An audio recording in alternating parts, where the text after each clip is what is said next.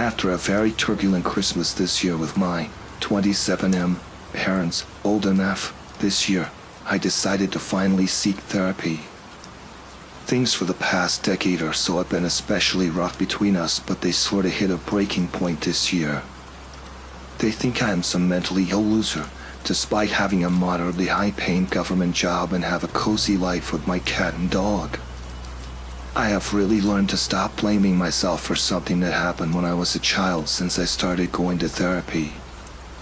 He also suggested I share my story so maybe other people who have experienced something similar can learn, and maybe I could find other people who experience what I have. I spent a majority of my life living in the United States, moving to the suburbs of Indianapolis when I was 9 years old when my parents needed a fresh start. I would say I grew up in a relatively loving home, though there was a clear and, even as a 9-year-old, understandable difference between the atmosphere of our household in England and in America. My mother was a school teacher until she retired during the big pandemic, and I have never had a clear understanding what my father did. All I know is that he helps develop software. When I was a child it was for banks, in my late teens it was for a smart appliance company, and now it is for some medical company that works with stool samples. I don't think he is a computer programmer though, more so a project manager. Either way, we were and still mostly are a normal family, despite my parents splitting a few years into moving to the States. I still clearly remember our first house here. A 2-story, red-bricked home in the middle of a maze of looping neighborhoods. I remember the kids I would watch play baseball in the street, the systematic way they would part every time a car would come cruising around the curve of our street. I remember how territorial our neighbors were about their little square of land, fighting with my father for cutting the grass a little too far past the imaginary border between our homes.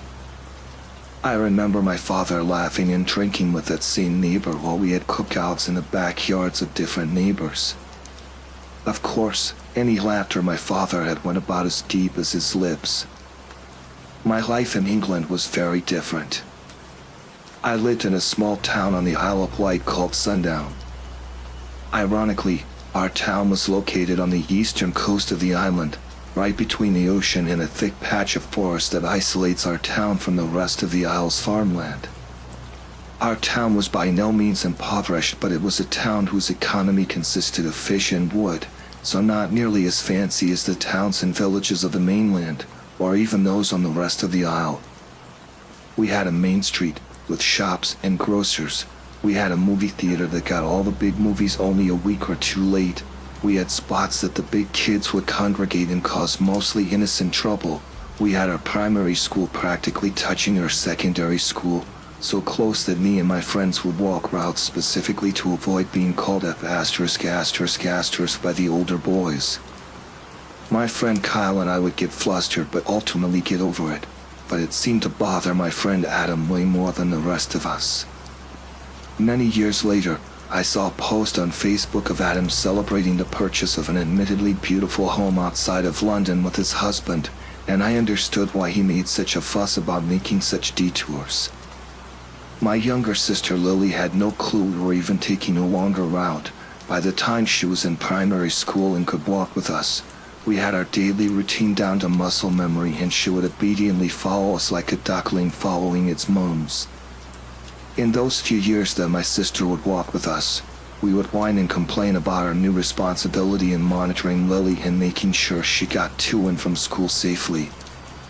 She would annoy us, ask too many questions, cling to Kyle in a pretend crush in a way that only makes sense for a 6-year-old. The thing that annoyed me the most about Lily though was her incessant need to towel on the three of us at the drop of the slightest damn or howl. She made sure the teachers and our parents knew what kind of rotten sailor mouth boys we were. She was my little sister. She annoyed me. She did what little sisters are supposed to do, and I wish every day now that I had done what I was supposed to do. The end of my life in Sundown started with a dentist appointment about a week after I turned 9. I won't bore you here with the details of my 9th birthday party. Besides, I am not one for birthdays really anyways, but I do remember requesting one simple dessert, chocolate chip cookie dough ice cream. Kyle had taken a holiday to New York City earlier that spring where he tried this delicacy and described it to Adam and me in almost a religious reverence, and I knew I needed to try it. I don't know where my father found it, but he did, and it was where my focus was that whole party. I didn't care about inflatable bounce castles or balloon animals. I cared about the ice cream. The time came for dessert. I remember being almost sick with excitement. Guests murmured to each other about their excitement as well. My mom leaned all of her weight onto the scoop with every sphere she transferred from the tub into the bowl. She placed the bowl in front of me on the wooden table, and everyone watched as I took my first spoonful from the bowl and up to my mouth. I don't remember a happy birthday song. I don't remember what I said. I don't even remember the taste of an ice cream I have never had since. What I do remember is a miserable ice pick digging into one of my molars as soon as the ice cream entered my mouth. I did my best to look like I was in the bliss of this anticipated dessert. My mom scheduled a dentist appointment first thing Monday morning. The morning of the dentist appointment came, and it was to be Lily's first time walking to school without me. She was still going with Kyle and Adam that morning, and would still walk with the three of us home after school. This was one of those dreaded you still have to go to school after appointments that every child secretly dreads. So my mom would drop me off at school after the dentist did his thing, and Lily would walk home with us like she had done every school day for the last 2 years. Despite Lily being the age that Kyle, Adam, and I were when we first started walking to school, Mom was still her usual nervous self with anything involving her only daughter. I was also her only son, so I never understood the different treatment between us, and maybe looking back now was the reason for my resentment of my sister. I don't recall what the dentist actually did to my tooth, but I do remember a few injections, some laughing gas, and some cotton I had to hold in the back of my mouth all the way back into town and through my first few hours at school that day. Because of what happened that evening, I never felt it appropriate to ask what the dentist actually did. In fact, once we were in America, this day was never mentioned to or by my parents again. I got back to school and went straight to maths class, which for a 9-year-old was probably teaching as simple multiplication or division at the time. While Kyle and Adam weren't in my normal class, we did go to the same separate teacher for maths in the late morning, which was lucky for me because I could do as Mom asked and immediately ask how Lily did that morning. I asked, and the first thing I received were annoyed looks from the both of them. It turned out while approaching the school, they had ran into one of the older boys, and even though Lily had no idea what the words being said were, she must have figured they were using bad words purely based on the venom she sensed behind what they were saying. Kyle and Adam never told me what they actually said, but whatever it was earned both of them after school disciplinary time. I thought to myself, great, now I have to babysit all by myself. That's what I get for missing out this morning. I didn't realize until later that this was actually going to be the first time walking to or from school with just my sister. While most of the students walked the main road to their homes after school, splintering off as they passed forks in a road that led them in different directions, my friends, Lily, and I took a road that ran through the western woods of the town, barking around the town until we got to our homes on the southern edge of the forest. Most of our walk was under a canopy of some ordinary trees that provided a nice shade in the morning. During our walks home, however, especially as late summer turned to early autumn, the shadows cast a more ominous filter over much of our routine journeys. The distraction of Adam and Kyle had never made me pay much attention, but Lily clung to Kyle more than usual this time of year, and walking with her alone that afternoon, I understood why. It was deafeningly quiet. There was no wind, no birds, no rustling of some critter through the underbrush, just eerie stillness. The glow of the orange sky through the tops of the trees only adding to the foreboding atmosphere in that tumult of trees. I don't know what I was afraid of, but I was afraid. Something special happens when siblings who don't get along suddenly experience a rare moment of one-on-one time. They almost never fight in those moments. It's like they can break away from their roles as annoyed or annoying brother and sister and can have fun being friends without the pressure of being siblings. I have seen it countless times in my work. Lily and I were no different. When we had quiet weekends when Kyle and Adam were busy and Lee and my sister had to keep ourselves from driving our parents crazy, we would explore the woods behind our house. Every creek became an uncharted river to follow. Every old building or pile of rubbish was a ruin from some ancient and forgotten race of people. Every hole in the ground was an entrance into a subterranean labyrinth. Me and my sister were explorers at heart, and nothing was more exciting than discovering a new mysterious feature of the woods. I would like to think that every batch of siblings that don't get along have something like me and my sister had. One thing that was ours. I thought maybe I could use that to help us on this unusually creepy walk home. All on this road we were walking on more little paths leading into the thick of the forest, almost like hiking trails but not as maintained as ones marked as trails around the isle. Adam and Kyle were never that interested in seeing where any of these trails led, but I always had a nagging curiosity as to where they led. They appeared man-made and not too old, so they had to lead to somewhere. I broke the silence. We should see where these trails lead. What do you say? I noticed Lily jump at the initial sound of my voice. I don't know, Lily responded, timidly. Mom was awfully nervous this morning. I think we should just go home. I definitely detected a hint of intrigue in her voice, but the more I thought about following one of these paths, the more determined I was to convince her. The crescent-shaped forest that surrounded our town was only a few kilometers thick at its widest part, so wherever these trails led couldn't be that deep into the woods. Come on, I prodded. Let's just go in a little ways to see if there's anything worth exploring. If we find something cool, we can come back this weekend and take a closer look. It'll give us something to talk about on the rest of our way. Okay, Lily said hesitantly, but only for a moment. I don't want Mom to worry. At that, we veered off the road onto one of these paths.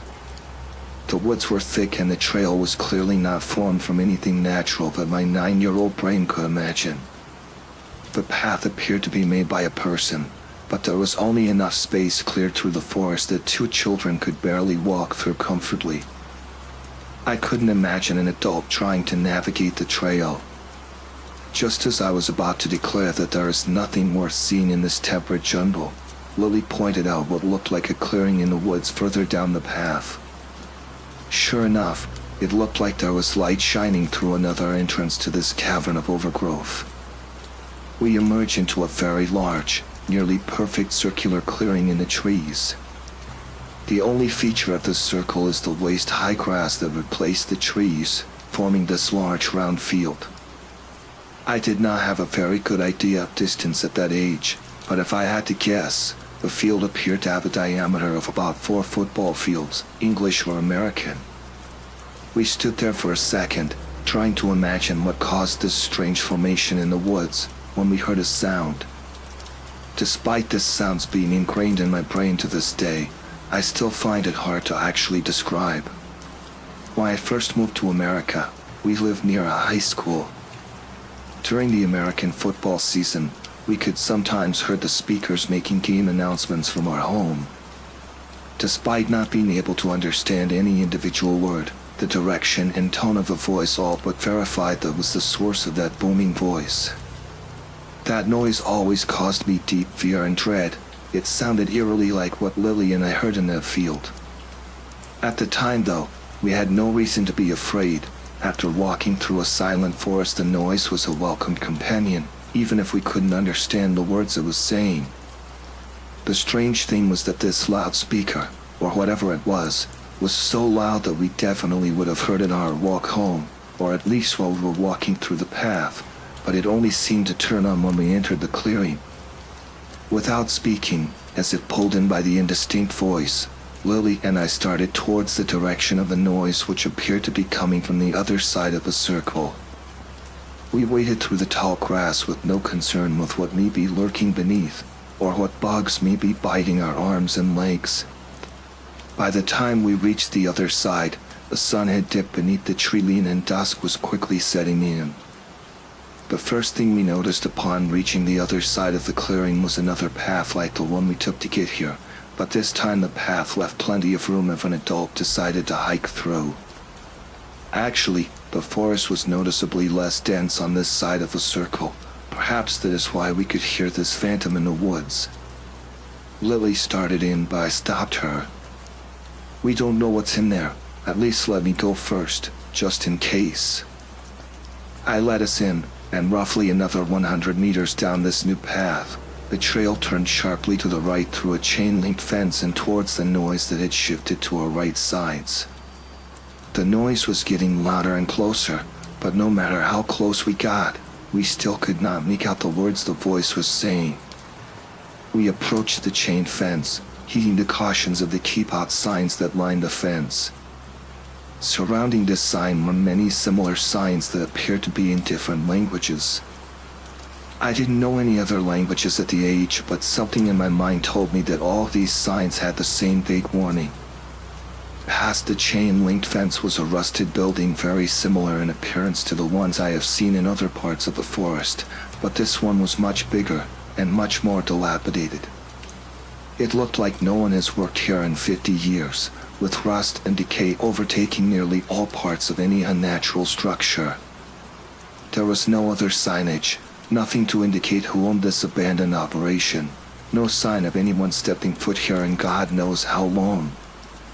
In front of the main industrial building was a pile of rubbish.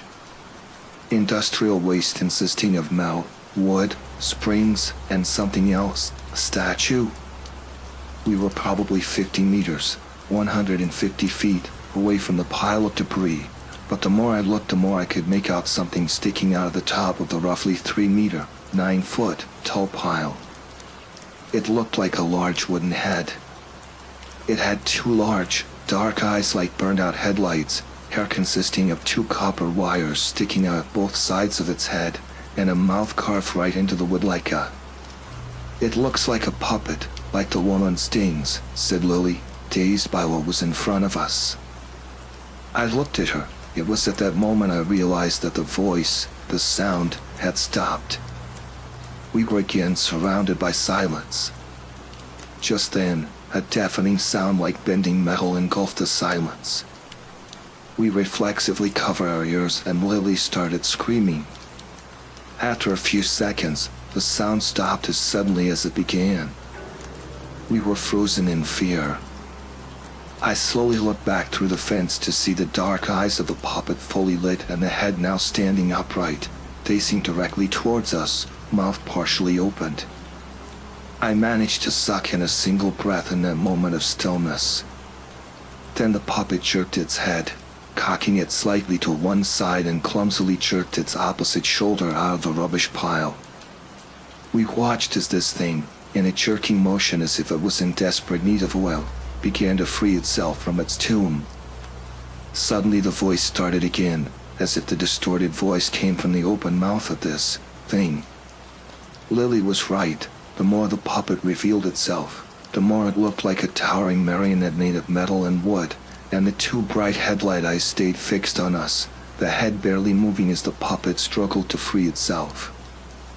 Finally, in a series of unnatural movements, the puppet jerked upright, the whole entity appearing to be held up by a series of non-existent stings.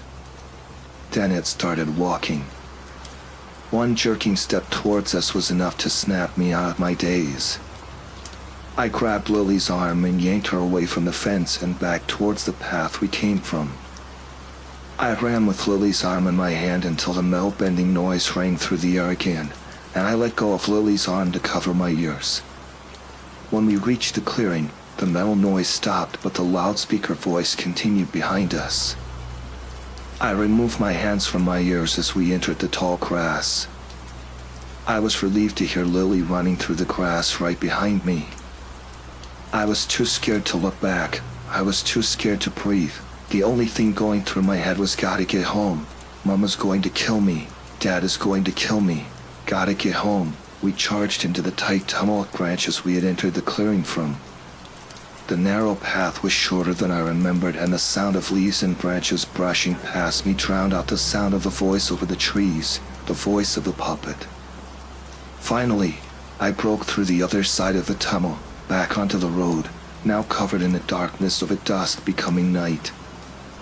I fell on my hands and knees, trying to catch my breath, embarrassing the silence I missed so much. But then the silence caused a realization. There shouldn't be silence right now at all. I should be hearing another set of panting, a whimper. Lily was being uncharacteristically silent after experiencing something like that. I looked over my shoulder. Lily was gone and I never saw her again. The last thing she ever said to another person was, "It looks like a puppet, like the ones on strings." I don't know if any of you have experienced anything similar to that. Recently they started having an announcement after the monthly tornado siren tests that sounds like that voice from all those years before. No one ever believed what happened. My parents think I lost her on the way home, which is kinda true, but they act like I did something to her. I swear it was that puppet, and I think I am going to make it my goal for next year to save up the funds to take a trip back to Sundown, see if I can't at least find that old sawmill with all the signs again. Also, if anyone has any idea of the area or where that might be, don't be afraid to reach out.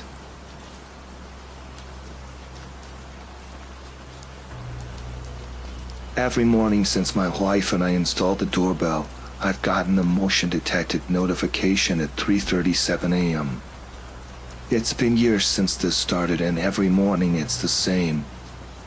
I checked the recording from the night prior and nothing is there. I've driven myself insane zooming into the video and trying to see anything, a cat, a raccoon, a person, but it's always nothing. Early this morning, I heard something scratching at our door. It sounded like a dog that needed to be let in. I heard this for a moment and then it abruptly stopped. I was about to get out of bed and check the front door when my phone lit up the bedroom. The notification motion detected showed clearly on my phone under the time, 3:37. I pulled up the footage and all was still, nothing there. I attempted to go to sleep, and it was worthless, so I got up and sat on the couch staring at my phone. Around 5 a.m. I got another notification. Motion detected sent chills down my spine in the dark living room. This time something was visible behind my car in the driveway. Crouched behind the trunk of my car was a dark figure. The only detail fully visible from the camera was long nails digging into the paint on the side. The rest of it was dark. Thin shins leading into bony knees were only seen as black against the gray of the concrete. Upon zooming in, I saw this thing just barely rocking side to side. I figured it was a person, so I gathered my courage and opened the front door, ready to scream at them to get away from my car. I started to yell, and my voice died immediately. Nothing was there. Confused and sure I saw something, I tagged back to my phone and pulled up the live camera. The only thing visible to the camera was teeth. Yellowed, large, and what appeared to be far too many. The dark red gums were bleeding into the front teeth as the owner of them seemed to laugh. I looked at my phone in horror, not sure what to do. When I broke my frozen state, I grabbed my kitchen knife and ran at the front door. I had my phone in my left hand, and I kept looking at this creep as it began licking the lens, causing a filter of spit to blur up the camera. I took a deep breath and threw the door open with my knife ready to go. Nothing there. I dropped my guard and looked at my phone. I assumed someone was playing a prank on the camera. When I looked at the live footage, there he was, fully visible, although blurry, staring directly at me. His cheeks pushed into his dead eyes as he held the smile. The way his eyes stayed forward and just moved with the turn of his neck made me freeze. I dropped the knife. I put both hands onto my phone and held it close to my face. staring at this image of something clearly staring from my doorbell. I would look from my phone to the scene in front of me. Still nothing was visible in real life, but the footage on my phone said otherwise. I slammed the front door and picked up the knife I had dropped. I stayed still, staring at the live camera. He was gone. Nothing there. I continued intensely looking, my chest rising and falling at the pace of a scared animal. Just as I was about to give up looking at the live feed, notifications exploded on my phone alerting me someone was ringing the doorbell. Notifications replaced other notifications, covering the top portion of the screen on my phone. I tried to exit the app, but the notifications covered my lock screen as well. The ringing doorbell was heard outside blasting its signature tune. Motion detected. I rubbed my eyes and tried to keep up with the notifications. I closed and reopened the app again and all the notifications stopped. I checked the motion history in the app, and it was all there, abruptly ending after 5 a.m. I was so confused and scared I just stayed on the couch with my phone and knife in hand. After an hour of no notifications, I finally found the courage to open my front door. The door opened too easily. Right as I turned the doorknob, the door swung inward. I looked at the door first, shocked it swung open so quickly. Then I spotted the dead hand which lay on it and the curled over fingernails that left deep scratches into the wood. I could finally see him. Decaying flesh led to wrist, which led to arms skinny and rotten. I finally looked into his face. He was licking his front teeth quickly, holding the same smile I saw earlier on camera. It was so much worse in real time. Earlier on camera he looked haunting, blurry, but he was so clear standing right in front of me. He was 2 feet away. I noticed how sunken his eyes were. I noticed how wide his smile really was. Literally grinning from ear to ear. His shoulders and neck were shrugged up in a rigid stance. All he did was continue to hold the door with one arm and stare at me while licking his teeth, quickly. I tried to pry the door shut, but my attention was forced to his blackened tongue, running back and forth over his front teeth. I tried desperately hard to close the door, but he stayed unmoving. I realized I had left the knife on the end of the couch. I had to act, so I made a move for the knife as fast as possible. I turned to quickly grab it. When I turned around and swung wildly, the blade connected with nothing. I slammed the door into place. My wife exited her bedroom and rubbed her eyes. "What's going on? Is everything okay?" I didn't know where to start. I just started talking and tripping over my own words. Her eyes grew wide, and she pulled out her own phone to check her Ring app. She almost dropped her phone while looking at all the notifications. She pulled up the videos and screamed out when she saw him. I hugged her and tried to comfort her. Still hugging me and behind my back, she kept clicking and watching the motion-detected notifications. I felt her tense up. She whispered into my neck, "He hasn't left." I broke the hug and grabbed her shoulders. "What did you just say?" "Look." She showed me the last motion captured on the doorbell. He was holding the door open, and you can hear me struggling to close it. You can see in the video the exact moment I turned to quickly grab the knife. He simply steps inside and the recording ends. Staring at the phone's end of recording message, I began to feel something behind me. I let go of my wife and turned quickly. Nothing there. I went to the knife and picked it up before I turned to see him. I faced back towards my wife to tell her we needed to check the house. There he was, holding her from the side, pinning her arms to her ribs. I saw horror fill her face as his black tongue licks from her jaw, up her cheek, into her temple. He was still staring at me, and still smiling even with his tongue out of his mouth.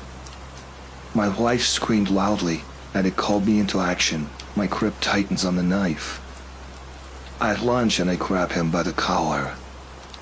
I plunge the knife into his shoulder, barely avoiding cutting my wife. My wife helps and we have a strong enough hold onto him to drag him across the vinyl flooring to the front door.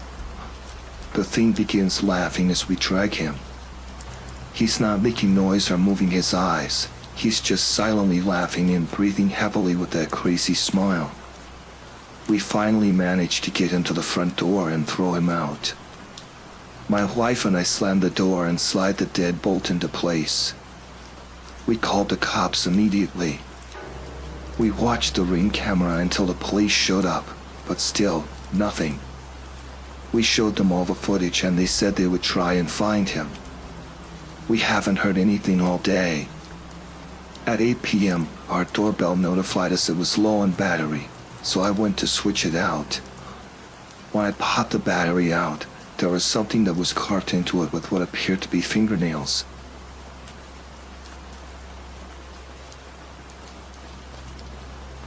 When we moved into what used to be the Oakley house, it was one of the most exciting times of my life.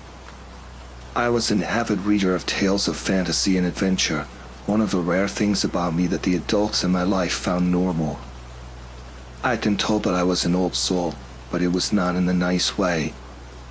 They were trying to phrase it as nicely as possible, sure, but I could tell that I made them uncomfortable. Apparently, and this was what I overheard my dad tell my uncle, I had never really been a cute kid. I hadn't done any of the childlike, innocent things that other kids do. I, according to him, lacked adorable qualities. I suppose I don't speak like other kids.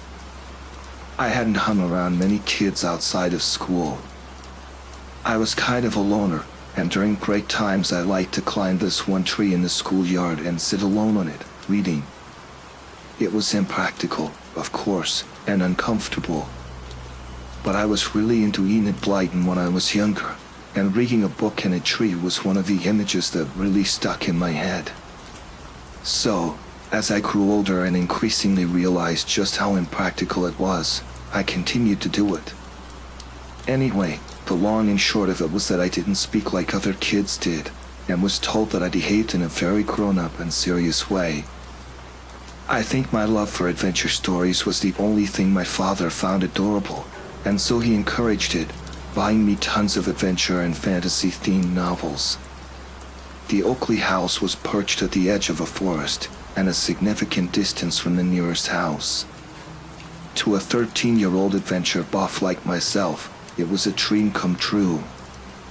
The estate, once grand and intimidating, was now run down and in disarray. It seemed to hold secrets and tales of wonder within that were waiting to be uncovered.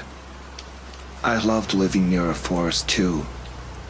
While I had grown to accept that it was unlikely for me to meet mythical creatures prowling about, I couldn't help the sense of magic and mystery that enveloped me whenever I ventured into the forest. So, imagine my joy and amazement when I stumbled across a rickety treehouse on my first foray into the forest. I had walked for perhaps 20-30 minutes when I spotted it. It was nestled within a huge oak tree, one I have marveled at even without the wooden structure woven into its branches. I hesitated for a second or two before I clambered up the wooden ladder up to the treehouse. The boards creaked and one or two even shifted under my weight, but otherwise, it seemed solid enough. I was, at that point, thrilled beyond anything I'd experienced before. A secluded treehouse in a forest. It was the stuff of fairy tales. Carefully, I explored the treehouse. There were 2 rooms in it. One was pretty much empty, except for an old water bottle crushed at the side. In the other, there was a single wooden box, tucked in the corner. Curious, I went over and tried to open it. It was a puzzle box. It seemed like I had to figure out the contraption on the wooden lid to be able to open it. I fiddled with it for a while, before giving up. From that day onwards, I went to the treehouse nearly every day, with books and beverages in tow. Pretty soon, I had set up a cozy little space for myself, complete with cushions, a mini plastic table and a shelf I'd made out of shoeboxes. It was my safe haven, my wondrous refuge in my less than perfect world. My dad didn't mind that I was almost never home, except at bedtime. I think he was relieved to see less of me. He had never said it directly, but I knew he blamed me for my mother's death. She had died giving birth to me. I wondered what it would be like to have a mother, and how different my life would have been.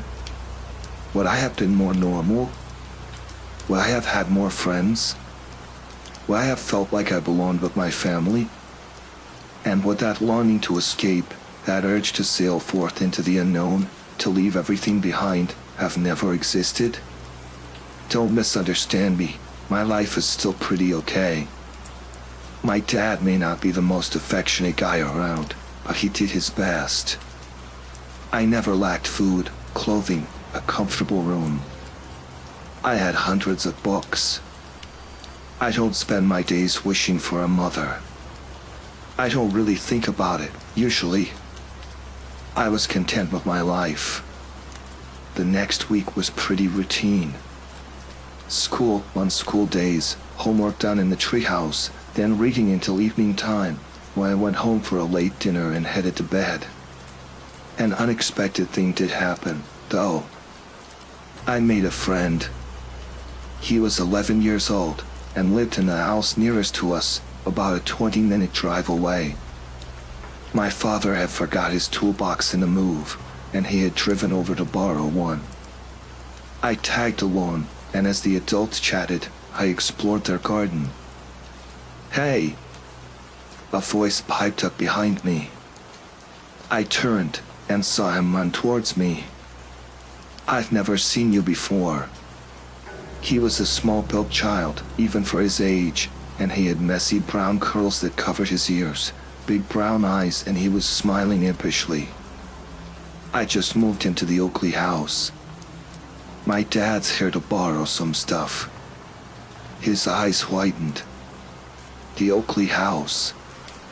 It's been empty forever. I smiled awkwardly, unsure what to respond. I haven't seen another kid in the neighborhood, not since Petey moved away 3 years ago. We are going to be friends, he stated, matter of fact. I nodded, taken aback by his directness. I want to see your place. I haven't seen it before, other than the last time Petey dared me to go there. I couldn't get in the house, though. I gave a small shrug. Sure, why not? Before I could say anything else, he had run off, shouting for his parents. Mom. Dad. Can I head over to their place? He said I could. Just like that, Henry, as I learned was his name, headed back with us to the Oakley house, under the promise that he'd play nice, and to be sent back before supper time. Henry was an interesting kid. He was quite a chatterbox, and he seemed eager to impress me. He wasn't at all intimidated by my being 2 years older than he was, the way other kids tended to be. He told me all about his life, his hobbies, and his planned adventures. Yes, he liked adventures too, and we bonded over shared tales of explorations, times we crept into abandoned places, or into the deserted or forbidden parts of buildings, and trips in nature. Of everything he shared, I was most impressed by his story of the caves. His family had gone on a seaside vacation, and he had found these caves, which his parents had banned him from heading into for safety concerns. He had snuck out of the rented house at night and found his way there. He showed me pictures, and the caves looked eerie and mysterious in the flash photos he had taken on his phone. It was incredibly impressive to me. I was surprised to have bonded so quickly with anyone, but Henry was a really outgoing and sincere kid, and he was so easy to like. In just a few weeks, I felt like I had talked more to him than I had with all the kids I'd met combined. He made me feel accepted, even looked up to. About a month or so after the move, I finally cracked the puzzle box. I hadn't shown the treehouse to Henry yet, as I wanted to keep it as my own secret spot. Having spent more and more time with Henry over the weeks, I had started to miss my time alone in the treehouse. Henry had fallen sick, and so his parents had forbidden him from hanging out to keep him from spreading his flu. I felt bad for him, but I was also excited to spend more time in my personal treehouse again. I was also determined to figure out the puzzle box. I spent a whole day fiddling with it, trying different combinations of moves, refusing to give up even when night came. I fell asleep in the treehouse that night. The next day, I woke up to the sun hitting my eyes and panicked. My dad must have been worried and mad. I rushed home, slipping into my bedroom when my dad opened his door. I waited for the yelling to start. To my surprise, he merely said, "You're up early." That was when I realized he hadn't even noticed that I had not been home that night. A tinge of sadness crept in before excitement shoved it right out. This meant a world of possibilities and greater freedom. If he remained this clueless as to my whereabouts, there were a lot more opportunities and time for adventures ahead. I headed right back out to the treehouse after grabbing my breakfast to go. Munching on the sandwich, I mindlessly pressed and pushed at the contraction parts on the box. To my surprise and thrill, there was a distinct click. Nearly trembling with anticipation, I tried the lid. It opened. I looked inside, holding my breath. There was nothing. It was empty.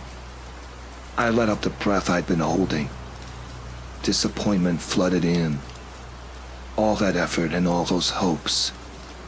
And there was never anything in it to begin with. I closed the lid inside, sinking against the wall. Then I saw it. It was a dark figure seated at the opposite corner of the room. It seemed about my size and was shaped like a regular kid. But he seemed to be made of shadow. Like a shadow that was caught, plumped up and three-dimensionalized. I could make out some facial features, the shape of a nose, lips, semblances of ears. But I couldn't see its eyes. I should have been terrified, I knew. But I wasn't. I felt inescapably drawn to it. I walked over and sat in front of it. It reached out a hand. I touched it, unable to stop myself. Instantly, a flood of jumbled emotions and memories hit me. I couldn't see any clear pieces, but when I was in contact with it, I felt a myriad of sensations and emotions, flashes of scenes, all mashed up and stirred into an incoherent mass. I withdrew my hand, and my head cleared. I looked at it, suddenly filled with sympathy for this creature. Whatever it was, it had gone through a world of pain. I couldn't form a single coherent memory from what I'd experienced, but the faint traces and echoes of the experience remained, a painful hum in my body. I felt a sudden rush of protectiveness. I needed to take care of it, to make sure it was safe. I couldn't let anyone hurt it. I felt a level of conviction about this that I had never experienced before. I spent every day with it since. When Henry got better and asked to hang out, I made vague excuses and headed out to the treehouse alone. I talked to it sometimes. Other times, we just sat together in comfortable silence. I was developing a strong attachment to it, the depth of which surprised me. Yet, it felt inevitable. Something that wasn't a choice. It needed my devotion, my protection, my company. Nothing else mattered. No one else mattered. One Saturday, I was spending the day seated next to it, reading out loud to it, when I heard Henry's voice ring out from below. "Hey, are you there?" It jumped back. Rage, fear, and malice radiated from it. I looked out of the window and saw Henry looking up hopefully. Once he caught sight of me, he smiled widely and waved excitedly. "You're here. I'm coming up now." "No!" I yelled. Without a word, I knew what it wanted. It wanted Henry to leave. It did not want to be seen. Henry's face fell. Did I do something wrong? Are you mad at me? I felt guilty, but the guilt was nothing compared to my need to protect it. No, I'm not mad. I just want to be alone. Okay? We've not hung out in over a week. Are you sure you're not mad? I'm not mad. Go home. We will hang out next time. Henry stood below, face scrunched up with concern and sadness. Are you okay? Yes, I am, as long as you leave. I yelled and watched as his face crumpled. I had hurt him, but it needed to be done. This creature, I needed to protect it. I turned away from the window. There were no more sounds from below for a while. I was just about to stick my head out to check that Henry had gone when I heard the creaking of a wooden ladder. Henry was climbing up. I rushed to the ladder and yelled down at Henry. "What are you doing? You're not welcome here. Stop." Henry kept climbing. "You're mad at me. You're definitely mad at me, and I want to know why. I'm not letting you ignore me. We'll sort things out." He reached the top of the ladder, and I looked round to the dark figure, hoping to block it from sight. That was when it appeared by my side. Henry's eyes whitened, and his mouth fell open. Then it reached forward and pushed. I gasped and lunged towards Henry, grabbing at the air. I was too late. I watched as Henry fell back, his face staring up in shock and fear, and a silent scream caught in my throat. He hit the ground, and a sharp snap resounded in the quiet of the forest. Henry lay unmoving, limbs bent at impossible angles, his head twisted to one side at an unnatural angle. Horror built within me. Horror and pain. I turned to look at it, accusation and rage boiling inside. It had killed Henry. Then it reached out and placed a hand on my cheek. This time, a vivid memory opened in my mind. I was it in the memory. It was huddled in what seemed to be a closet, paralyzed with fear. Someone was next to it. Someone it trusted. An older brother, I think. Outside, chaos raged. Screams, bellows of anger, crashing of glass, thuds of furniture. As it cowered, whimpering, the older brother placed a comforting arm around it. "I'm here. I won't let anyone hurt you. We just need to stay hidden. I'll protect you." The memory faded. I felt the anger seep out of my body. A sense of pity and protectiveness replaced it.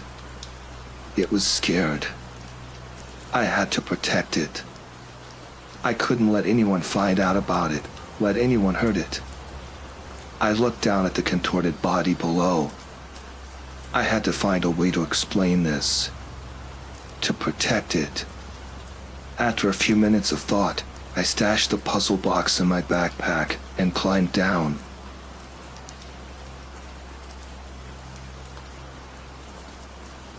It was the 2nd-year anniversary of Henry's death. His family was having a memorial service. It's on days like this that I feel a waver in my conviction. Since meeting it, I had been steadfast in my belief that all that mattered was that I protect it. But watching the town mourn Henry's absence, seeing the silent tears that ran down his parents' cheeks, I couldn't help but feel faint tremors of guilt and uncertainty bubble up within.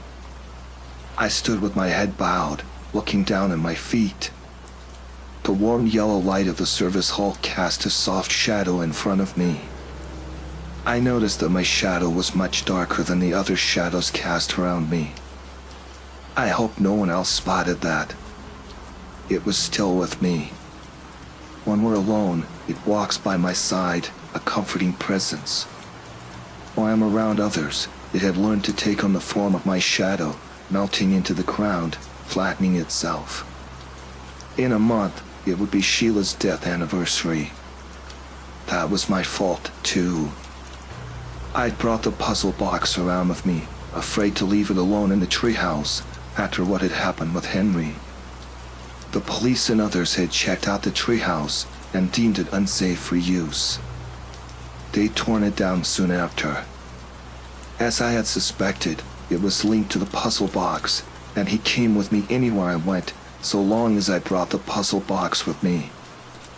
I hadn't wanted to leave it alone at home for my dad to discover, so I had brought it with me everywhere. That was my first mistake. Second, if you counted Henry. I should have climbed down to him. Then it wouldn't have been terrified and it wouldn't have pushed him up the ladder. Sheila was just a schoolmate who happened to be at her locker early in the morning while I had been convincing it to tuck itself within my locker for the day. She'd witnessed it transform from my shadow to its full, three-dimensional self and heard me talking to it. I didn't even notice her walk into the corridor until it swiveled its head in her direction. Before I could react, it had rushed up to her and covered her mouth, stopping her scream before it escaped. It continued to cover her mouth, unmoving, impassive, as she started to thrash and struggle for breath. I ran up to stop it, but the moment I touched it, I lost control of my movement. I was frozen to the spot. I watched helplessly as Sheila stared at me in panic and desperation, as her flails and kicks got weaker. I watched as the life left her eyes, which remained wide open as her body went limp. Still, it held on. It was a good minute or two before it released her body. Heartbroken and horrified once again, I had taken the puzzle box out, ready to smash it. That was when it placed its hand on my cheek once more. More memories flooded into my mind. It showed me its horror when its older brother left him under the bed to go stop its father from striking its mother. It lay underneath the bed, holding its breath, praying and willing for its brother to be back soon, for the screaming and sounds of blows to stop. Then it heard its brother scream, and heard the scream get cut off as a loud thwack came from outside. It heard its mother's hysterical screams, its father's yells at her to shut up. It removed its hand. A sense of love and protectiveness invaded my heart. But this time, I recognized the feelings for what they were. They weren't mine. They weren't a choice I made. They were feelings forced upon me. Yet knowing this didn't help the feelings go away. It didn't make them less real, less compelling. I replaced the puzzle box in my locker and looked around. Thankfully, my school was run down and lacking in budget. The CCTV had been smashed by a couple of older kids a few months ago, and it hadn't been replaced since. No one had seen me with Sheila. I looked around to ensure I'd left nothing behind, no trace of myself or of it. Then I left the school, prepared to come in a half hour later, late for school with the pretext of having dropped my wallet somewhere and having to retrace my steps to find it. I had been so careful after Sheila. I had left the box in the basement since, only taking it with me outside in the dark of night whenever I felt its need and desire to be outside, to get some time to see new things, explore. Despite all the care I took, it killed 3 more people in the last 2 years. Last year, it was my uncle. He had come over in the day to help my dad with renovations. Apparently, while my dad was out buying hardware, he had gone down into the basement for some reason. That was where I found his body that evening when I got home. My dad had been devastated. I had been stricken with guilt and self-loathing, and yet unable to hate it. Still feeling the need to take care of it, make sure it was safe. It had shown me another piece of its memories. A tragic scene of fire, one set by its father, which engulfed the bodies of its mother and brother. It continued to hide under the bed, not daring to run out, holding onto the puzzle box, a birthday present from its brother. It focused on solving the puzzle box, distracting itself from the flames that crept closer. It started to cough and choke on the fumes. The last thing it heard was the sound of voices below, yelling out for survivors. It did not dare reply. Its father may hear. They seemed to be trying to put out the flames. Long before anyone could reach it, everything went dark and the memory ended. The terrifying thing was that after that, it no longer seemed bound to the puzzle box. Maybe it gained something from killing? Or maybe enough time had passed and it was free. I don't know. I just know that after my uncle's death, it would stick to me most of the time, even if I left the puzzle box elsewhere. The week before Henry's second anniversary, it killed a couple.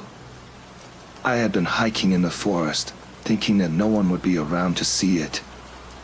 But there was a couple there who had set up a tent quite a ways into the forest. It had simply knocked one out with a rock, then disappeared as the other started screaming for help, punching and swiping frantically at the air where it had been. Then it had reappeared behind the screaming lady and stabbed her multiple times. It took me a while to notice that the knife it had laid hands on was my Swiss Army knife. I pulled my mind back to the memorial service. Then I heard sirens pull up outside. I quietly turned and left, heading outside to the police cars. I didn't want Henry's memorial to be disrupted. As I walked out, policemen pulled out their guns and pointed them at me. Just like that, I was promptly arrested. It's been a week or two since I've been warded. I live alone in a room isolated from other patients. A psychologist comes in to see me almost daily. Each time, she'd insist that the security officer not restrain me during her visits. I liked her. She didn't seem to judge me. She even seemed to believe my claims that I did not kill anyone. Today, she asked me about why I left my Swiss Army knife there with the bodies instead of getting rid of it or cleaning it up. I wanted the killing to end. I said simply, "So, you wanted to be arrested?" She asked. "Yes, I did. But you didn't kill anyone." I nodded. We were silent for a while. I didn't want to hurt it. I didn't want to expose it. But I had finally done what needed to be done for it to be here with me, in a secure place where it could be safe, without hurting anyone else. I feared for the psychologist sometimes, but the security officers always accompanied her, jumpy, alert, and at the ready to intervene. She looked like she was struggling to find the right words to say. I felt sorry for her. She was probably confused by my actions, by my words. I claimed not to have killed any, yet accepted responsibility for the deaths. Finally, she spoke. "It killed them, didn't it?" she said, pointing at my shadow, which was darker than hers. My eyebrows flew up, and my mouth dropped open. It started to stir and take form. "I'm not here to hurt anyone," she said hastily. "I've just dealt with these types of things before, and I know it just wanted to keep itself safe." She turned and looked at it, who paused in its advance towards her. "You just wanted to be safe. To stop others from hurting you." I understand. It continued standing in front of her and tilted its head slightly. It's okay. You're safe. I won't let them hurt you. How? How did you? What do you mean by you've dealt with these things before? I blurted out. I'm more sensitive than average to, well, things not of our world. I've encountered other beings before. I sound crazy, I know. But it's true. I hope you can trust me. I saw it hanging out with you on your CCTV. Don't worry, no one else seems able to see it. I stayed silent, confused and still in disbelief. I just want to work with both of you properly to resolve your problems. Okay? I nodded in shock.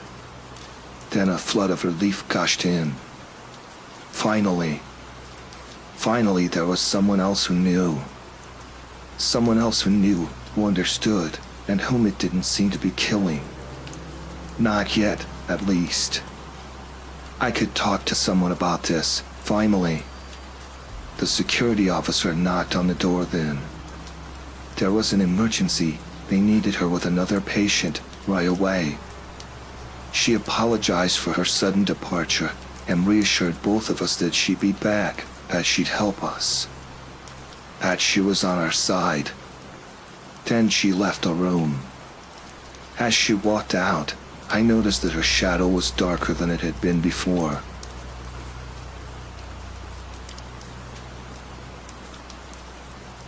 Hey Nick, can I have some of the popsicles? Please. Asher yelled out to me while I was laying on the couch with an ice pack resting on my chest. It was a hot, humid day in the middle of the rural outskirts of upstate New York on a Friday afternoon. My younger brother and I had just gotten home from school, bored as hell, while we boiled alive indoors and outdoors. No, we have to wait until Wednesday. But it's my birthday, so I should be able to have one. Asher said in an annoying, entitled tone. Not your birthday till Wednesday, dude. Plus, Mom and Dad said. I was annoyed, uncomfortable, sweating, and felt like a husk. I was 14 while my younger brother was turning 11.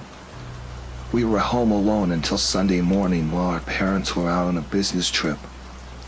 Asher closed the freezer door after peeking inside and lazily walked over to the couch where he fell over and landed on top of me.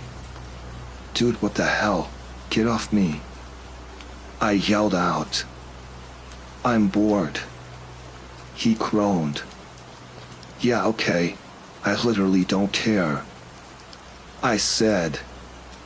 I shoved him off the couch, and he got up, walking out onto the porch. Can we go look for snakes outside? He asked. You can. I'm tired. I closed my eyes, wanting to take a nap. You're always tired, he said as he walked over to the glass sliding door. I watched him look out the window, feeling too weak to move. It was so hot it felt like I was melting into the couch. Mom and Dad had all this time to go on dinners, trips, and visits, yet they didn't have time to get someone to fix the damn air conditioning. A knock from the front door echoed through the house, catching Asher's attention. He stood up and went to answer it. Don't answer it, I said in a weak monotone voice. Why? 'Cause it could be a serial killer waiting to make you his next victim. Shut up, Nick. You're not funny. The knock then evolved into multiple fists pounding at the door. This is the FBI. Open up, you're all under arrest. Jacob's muffled voice yelled from the other side of the door. Okay, open it, I said, annoyed. Asher raced to open the door, letting Jacob and Trevor inside. They were the two closest friends we had, both of them in the same class as me. They raced inside, and the disgusting odor of hot sweat permeated off of them. Nick, You'll never guess what we found in the woods. Trevor excitedly yelled out. We found an abandoned treehouse. Jacob followed up. Trevor elbowed Jacob, and they both looked at me, ready to run back outside. My interest peaked as I sat up on the couch. Where at? I curiously asked. It's further past the quarry, Jacob said, trying to catch his breath. Like a 15-minute walk past it. I want to go. Please, Nick, let's go check it out. Asher yelled aloud. I sighed, getting up off the couch. I looked at the time, as though I had something important coming up. 3:16 p.m., the three were staring at me excitedly, waiting for an answer. Yeah, all right, I guess, I said, shrugging my shoulders. Yes, Trevor yelled out. All right, let's go quick. Trevor ran out of the house, followed by Jacob and Asher. I jogged towards them and exited the house. They all hopped on their bikes that were hastily thrown on the messy toy-covered lawn. Mom and Dad had told us that we needed to clean the front and backyard, but our logic was to wait until the last second before touching anything. We were two geniuses competing with Tesla's IQ. Our house was completely surrounded by miles of woods on a small, quiet road. The nearest neighbor was 1.5 miles away, so if anything were to happen at home, then we were on our own. I honestly don't know what our parents were thinking during that point of time, always going out. We drove about 1.25 miles down the road on our bikes, the wind feeling amazing against my sweaty face. Afterward, we drove onto a trail off to the side of the road and continued through the forest. The sun was beating through the trees, most of which were just barely growing their leaves back. When we finally got to the quarry, Jacob and Trevor slowed down and got off their bikes. Me and Asher shot each other confused glances. Why are we stopping? I questioned them. The treehouse isn't on the trail, Jacob said, panting as though he'd been running the whole way here. How the hell did you guys even find it? I asked. We were looking for new spots to catch water snakes. Trevor yelled out as he dropped his bike and quickly walked towards the thick forest. Asher and Jacob, along with myself, quickly followed behind, all eager to see this treehouse. Me, Trevor, and Jacob had always dreamed about having a treehouse or something of that matter to hang out in and have sleepovers inside, like headquarters for a group. Since this was out in the middle of absolutely nowhere, it would most likely need some touch-ups, which we could easily do over time. I'm tired, Asher whined. Quit being such a baby, I said, not wanting to deal with his crap. You knew it was gonna be a long walk. I know, but still. Can we stop for a second? Asher said, trying to sit down. No, we're literally like 5 minutes away, Trevor said, not turning to look towards Asher.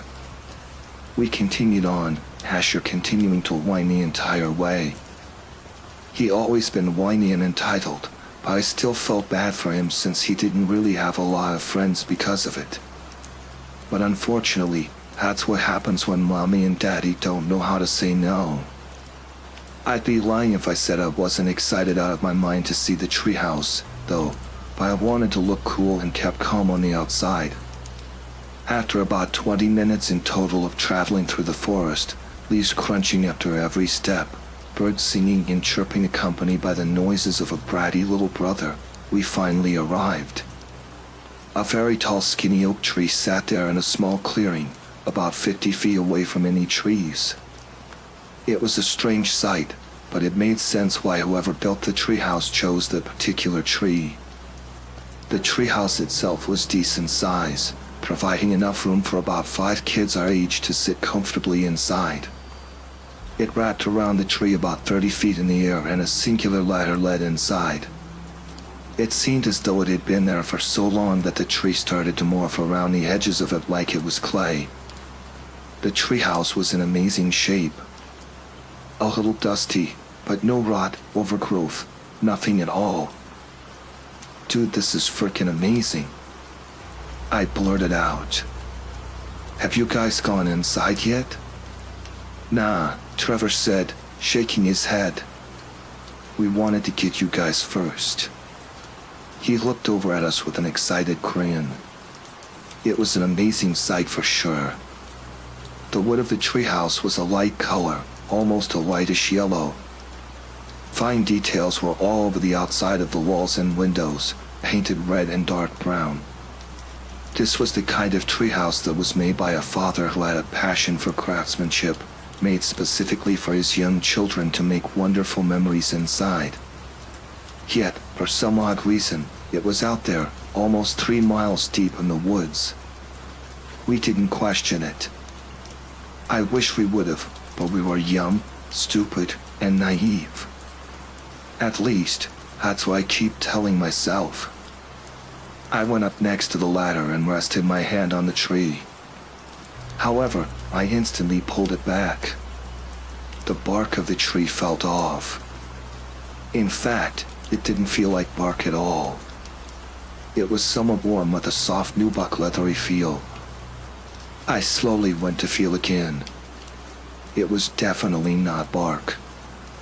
I couldn't even keep my hand on it longer than 2 seconds without feeling disgusted. I honestly thought the tree was rotten, which made me hesitant to climb up the ladder. I didn't see anything so as to not spoil the mood, so I stood back to look back up at the treehouse again. Trevor, Jacob, and Asher blabbed about their ideas of what they could do with the treehouse. Trevor and Jacob always tried to include Asher and stuff, which was nice, but I still always felt annoyed with his presence most of the time. Jacob asked who should go up first. Trevor and Asher both instantly said they would, so they did rock, paper, scissors to settle on who would be the lucky number one. Trevor won, making Asher a bit upset. Trevor smiled and told him that it's best he goes up first just to make sure it's safe. Asher surprisingly shut up, finally understanding the concerns of someone else's viewpoint other than his own. I was a bit annoyed since he never listened to me, but whatever. Trevor started to make his way up the tall, skinny ladder, all of us waiting in anticipation for what he would see up there. The subtle wind caused the tree to sway in a strange way, like it was doing its best to blend in with the other trees around it, but didn't know how. That's the best way I can describe it. When he finally reached the top, he didn't say anything at first. We couldn't see him as he had entered the treehouse. What's it look like up there? Jacob yelled out. It's pretty empty, only a couple cobwebs. Trevor yelled back. Asher then started to climb up the ladder eagerly. I stopped him, and he looked back at me with an annoyed expression. What? He whined. I was about to say something, but I tripped over my tongue and couldn't remember what I was going to say. Just let him go, bro, Jacob said with a face of pity. I motioned for him to go, and he continued up the ladder. In that moment, a strange gut feeling washed over me, like a primitive instinct was kicking in. I didn't say anything, but I felt sick to my stomach. I didn't want my brother going up there, but what was I gonna say? You can't go up there 'cause I said so. Yeah, right. After Asher got up there, him and Trevor called out to us to join them. Jacob started climbing up the ladder next, and I was debating if I should follow after. My turn came, and I began to slowly make my way up the ladder. It felt much higher than what it had seen from the ground, the soft wind blowing against my face. The sounds of the branches swaying and brushing up against each other echoed through the trees, almost sounding like a deep groan of a sleeping giant. When I finally reached the top, I rested on the floor of the treehouse, looking around at the interior. The tree was in the center of the room, with what looked to be faint vomit stains covering the wooden floor. It even kinda smelled like vomit. Jacob pointed out the smell and said that they could bring in some air fresheners when they came back with some decor. The feeling in my stomach got worse. Looking out the windows, seeing the seemingly infinite void of trees around us instead of the nice, cozy backyard of a small home made me feel uneasy. Something was off, and it was eating me alive, my excitement slowly diminishing. Meanwhile, the others were still geeking out over the place. "So what should we name this place?" Jacob asked. "The Cool Kids Club with 3 Ks. Trevor snickered. As they went back and forth, I noticed something on the tree itself. A strange mark just about 3 feet wide. It was like a seam in the bark, curved inwards into itself. Very similar to 2 flaps of fat. I've seen some pretty strange tree formations, so I brushed it off. I tried keeping it cool, but this pit in my stomach was forming into a black hole, so I made up an excuse for us to leave. "Why don't we go back to our place to get some stuff to bring back here?" I said, having no intentions of returning. "We can bring snacks." "Yeah, alright," Trevor said. "We could also stop by my place to get my backpack to fit more stuff." Asher was clearly upset. "But I don't want to go," he whimpered. "We're literally gonna come right back." Jacob sighed. "So I can stay here and wait for you guys?" Asher argued. "No, Mom and Dad told me to keep an eye on you at all times." I argued back. "Well, it's almost my birthday," he said, folding his arms. After a little more pointless arguing, he begrudgingly agreed to come back down. I was relieved to finally get out of there. But when we got to the bottom, I saw Jacob look at Asher with a guilty expression. It's not his fault. He felt bad for him even though we were coming right back. To cheer him up, he handed Asher a small army knife he got from Boy Scouts and told him that he could carve all our initials into the tree at the top, so that way people would know it was ours. Asher lit up with excitement, and his mood instantly shifted. "Why don't I come with you?" I said quickly. "I can do this by myself. I'm not a baby." Asher said, annoyed with me. I wish I had stopped him. I wish I could have done more. Something. Anything more. But I didn't. I watched as he eagerly made his way up the ladder, carrying the knife in honor of marking our territory. Jacob and Trevor cheered him on as I nervously watched. "Hell yeah, Asher!" Trevor yelled. "You got this, birthday boy." Jacob followed after. I didn't know why I was nervous, but I just was, like my guardian angel was screaming at me to go and get him. Unfortunately, that would be the last time I ever saw him again. The tree groaned with the wind. Something was definitely off. Asher got to the top and went to carve the names, but I lost sight of him. "Yo, is everything okay, man?" Trevor asked me. Yeah, I'm good," I replied back. My eyes were dead focused on the treehouse, and I could feel Jacob and Trevor looking at me for a few more moments before turning their gazes back to the treehouse. I was imagining Asher struggling to even leave a mark in the tree with his little nimble arms. Usually, a thought like that would make me laugh internally, but I only felt sad. The type of sadness when you see someone who hasn't had a good life or is struggling physically spill their drink everywhere or trip on a treadmill at the gym, as silly as that is. I shook the thought off and looked back up at the treehouse. We waited for a few minutes with no call-outs from Asher. "Do you need help up there?" Jacob called out. Jacob and Trevor chuckled, waiting for a response. A few seconds went by only to be greeted with nothing. Asher, I called out. We were all waiting for a response, but nothing came.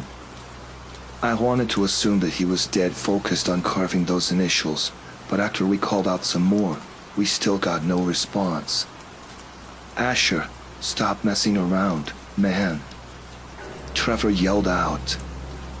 I then grabbed a hold of the ladder, making my way up, anticipating Asher jumping out at me at the entrance. As I made my way up, I could have sworn I saw movement underneath the bark, like there was something trying to escape from it. It reminded me of when a snake swallows a rat or something of that size, and you see that lump moving down its throat. However, I only saw it for about a second, so I assumed it was the tree swaying in the wind or something like that. I got to the top and looked around, but saw nothing. Asher? I said aloud, assuming he was behind the other side of the tree. I crawled inside, and the now stronger smell of vomit and bile assaulted my nostrils, causing me to tear up. I crawled all the way around, but he was nowhere to be seen. My stomach dropped. Where could he have gone? I looked at the floor and saw the army knife lying there in a puddle of what looked like greasy yellow slime. I took a good look at it and then turned my attention towards the tree. The same mark I saw before had slime dripping down from the tight crevice with a new small mark above it, looking like a little scab. The sight reminded me of the closed mouth of a toothless old person, saliva running down their lips. It looked like Asher started carving but didn't finish. I just sat there, trying to process what I was looking at. Jacob and Trevor were calling out to me, but it didn't register with me. 1,000 thoughts raced through my head. I wanted to throw up. It was at that moment when the screams of Jacob and Trevor yelling out for me to come down finally got through to me. I nearly fell all the way down as I quickly hurried down the ladder. As soon as I reached the bottom, I saw why they were screaming for me. The tree was breathing. It wasn't the wind. It wasn't an illusion. It was literally breathing, letting out a soft, deep gurgled groan with every breath. I couldn't believe it. It felt like a dream. But it was real. As real as you and me. The treehouse was alive, and it had made a meal of my baby brother. The strange movement I saw when climbing up the tree was Asher's silhouette trying to kick and escape from its throat as it swallowed him. The thought made me shake in fear uncontrollably. I thought I would pass out. Trevor and Jacob ran for it, but I sat there for a few more seconds with my thoughts racing. I could only imagine the fear Asher had been experiencing at that moment. Screaming out in terror. Calling out for someone to save him, his cries unable to be heard. Not being able to escape his claustrophobic fate. Being digested alive with no one to help him. Knowing that Mom and Dad didn't know where he was. He had gone up there excited, thinking that he was finally part of the friend group. Instead, he had been eaten alive by a treehouse, or at least, something pretending to be a treehouse. The bark of the tree was squirming like there was muscle twitching and contracting underneath it. The branches started moving in an alien-like way, something I'm unable to describe further than that. The sounds of a deep, monstrous, wet gurgling noise echoed through the forest as I followed behind Jacob and Trevor. We made it back to the quarry where we hopped on our bikes and rode to the nearest police station about 5 miles away. What happened after that was a blur. I don't remember much, but what I do remember is that we told the cops that my brother got eaten by something through incoherent cries. We came back to the same spot with the police, but the treehouse was now gone. Not without leaving a giant crater in the ground. Although they were presented with a strange hole that didn't explain why my brother was missing. We were taken to the police station for questioning where we were separated into different rooms to explain ourselves. The police were stumped. All three of our stories matched up perfectly with each other, so we were either great at lying, or we did in fact witness something supernatural. They gave a call to my parents explaining the situation, and they rushed over as fast as they could. My mom and dad were heartbroken. They never believed my story, though. They rarely went on trips again, and if they did, they brought me alone. I'm pretty sure Mom and Dad think I did something to him, and I don't blame them. Asher remains missing to this day. I feel so stupid. It's my fault I didn't stop him. I want to blame Jacob for giving him that stupid army knife, but deep down I'm still drenched with the guilt of thinking that I could have prevented everything, all by not having him answer the door. Maybe then Jacob or Trevor would be missing. Perhaps both. But at least my brother would still be here, as selfish as that sounds. 17 years later, I have a child of my own, turning 9 next week, and a beautiful wife. I rarely speak to my parents or any of my family for that matter. These events still linger in the back of my mind like a parasite. Something I'll never be able to forget. I live about 7 hours away from where my old childhood home was, since my wife didn't feel comfortable leaving her hometown. I've decided to write all of this down the best I could remember, because when I got up this morning to complete my daily ritual of making my coffee to stare out the backyard window, I saw something that took me back in time. Far out in the tree line, past the family of deer eating the grass, stood something unnatural that did not belong there. The same treehouse from all those years ago.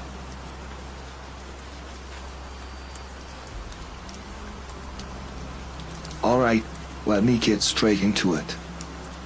I hate kids. Like, I loathe them. My best friend has 2 kids, both bright, both courteous, both talented, bless their hearts, and both of them absolutely suck. I know that sounds harsh, but I've only had a few hours of sleep and I'm kinda on edge. For the past week I've been woken up again and again by all manner of ridiculous shit. I'm talking ink splattering my window, ear-splitting renditions of Linkin Park's Hybrid Theory album that always get the lyrics to Runaway Roan, and strobe lights beaming into my bedroom. The weird part? All of it's coming from the same place, the treehouse in my backyard. You have to understand that when I bought this house, the treehouse wasn't really a consideration. It just wasn't. I was looking for a cheap property with a decent layout and potential to renovate. I wasn't looking for a pain in my ass, and yet here I am. I've been a homeowner for a little under a week, and I'm almost ready to throw in the towel.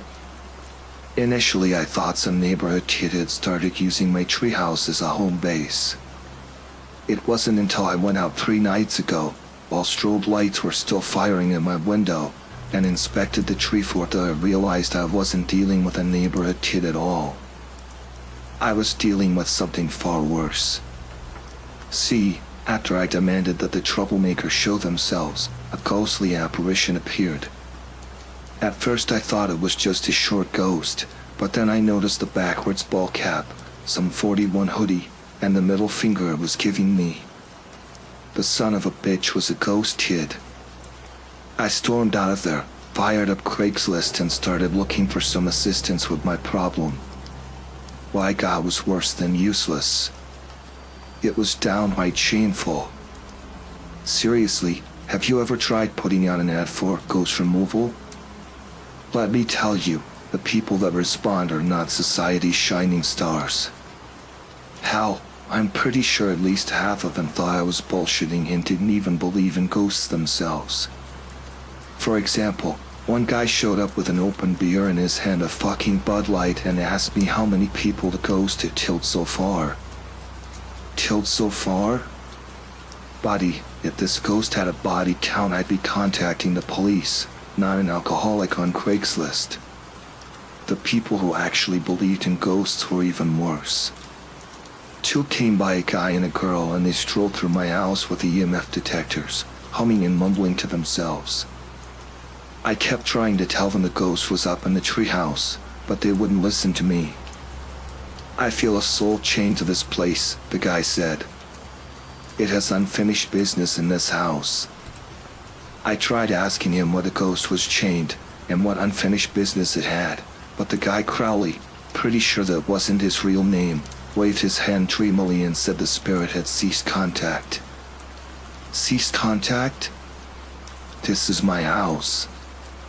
You don't get to just make some vague excuse about having unfinished business and then couch surf until the end of time. The girl wasn't any better.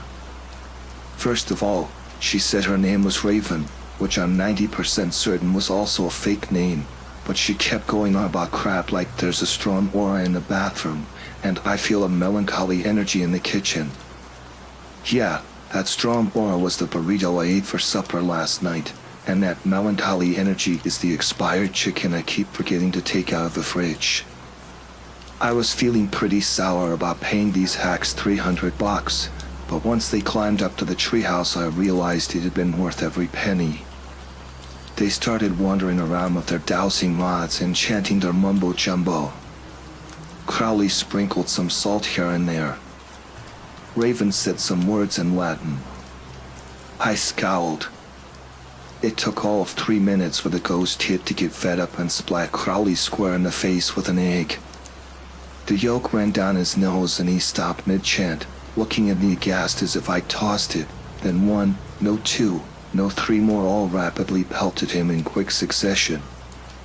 He ran around shrieking, ghost eggs exploding all over his trench coat and getting in his lustrous blue hair. Raven started pleading with the ghost to spare Crowley, as if the little shit could be reasoned with, and then she too started getting showered in yolks. The two of them ran screaming from the property faster than you could say Ghostbusters. I know this for a fact, because I shook my head and muttered those very words. Before I could finish speaking, the gate to my backyard was already swinging on its hinges. So in light of those two colossal failures, I decided to take matters into my own hands. I fired up Reddit, did a little ghost research, then went out and picked up a few choice items. One being a Ouija board, and the other being a prescription for sleeping meds. Boom. That leads me to now, where I decided I'm going to kill two birds with one stone. First of all, I'm finally going to get some actual sleep, and secondly, I'm going to contact the little shit haunting my treehouse and give him a piece of my mind. I'll be updating this in real time with my experiences. If something goes sideways, just know that I was murdered by the ghost kid, and somebody salt and burn that turd's bones. Thanks. Here goes. I'd pop a sleeping pill, whip out my Ouija board, and make a collect call to the afterlife. It only takes a minute for the kid to answer, and when he does it's with the typical teenage snark. What do you want, he says. I roll my eyes and roll up my sleeves. Time to get down to business. I move the planchette across the board, spelling out the words, I want you out of my treehouse, you fucking shit. He doesn't take kindly to that. After a bit more back and forth trash talking, I tell him to vamoose before I go up there with a chainsaw and tear the whole thing down. That's when he tells me exactly what he's doing up there and just how fucked I truly am. You see, this ghost, and I congratulate my suspicions on being correct here, actually is a 13-year-old kid. The reason that he's been pelting my window with ghost eggs, however, has not been to drive me to an early grave via stress, but rather to save my life. I know, we're right. Let me explain. Turns out, Crowley and Raven had actually been onto something with their whole melancholy energy and unfinished business thing. According to the ghost in the treehouse, who will henceforth be referring to as Ghost Lad, he once lived in my house as a joyous, breathing boy until a demonic entity rolled up and devoured him in the middle of the night. I tell him that's super shitty, but also a pretty rad way to die.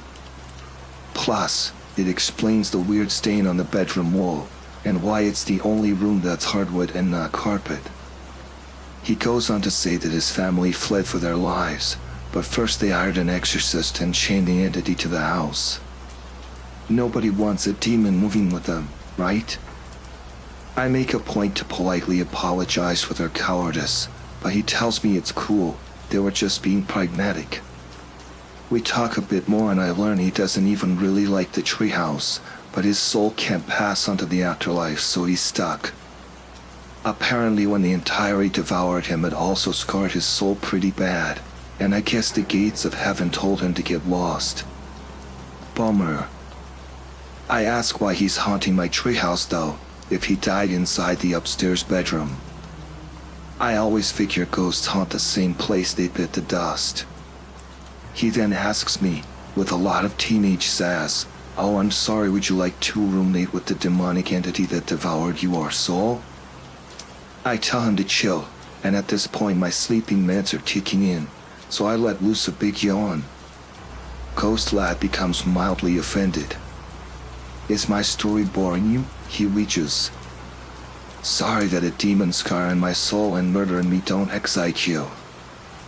I explain that it isn't boring me, I just haven't slept in 2 days thanks to his incessant interruptions. Ghost Lad then explains that his interruptions are the only reason we're even having this discussion in the first place. I tell him, no shit. I didn't buy a Ouija board for the fucking fun of it. He claps back, "No, I mean, if I didn't you would be dead right now." I pause and stare at the Ouija board in stunned silence. Did Ghost Lad just fucking threaten me? I stifle another yawn, to avoid offending the kid, grab the planchette and message back, "What do you mean?" Ghost Lad explains that this entity, whatever it is, prefers to strike its victims while they sleep. That's how it got him when he was just a boy. One moment he was snoozing, the next moment his leg was getting chewed on by a creature from the pits of hell.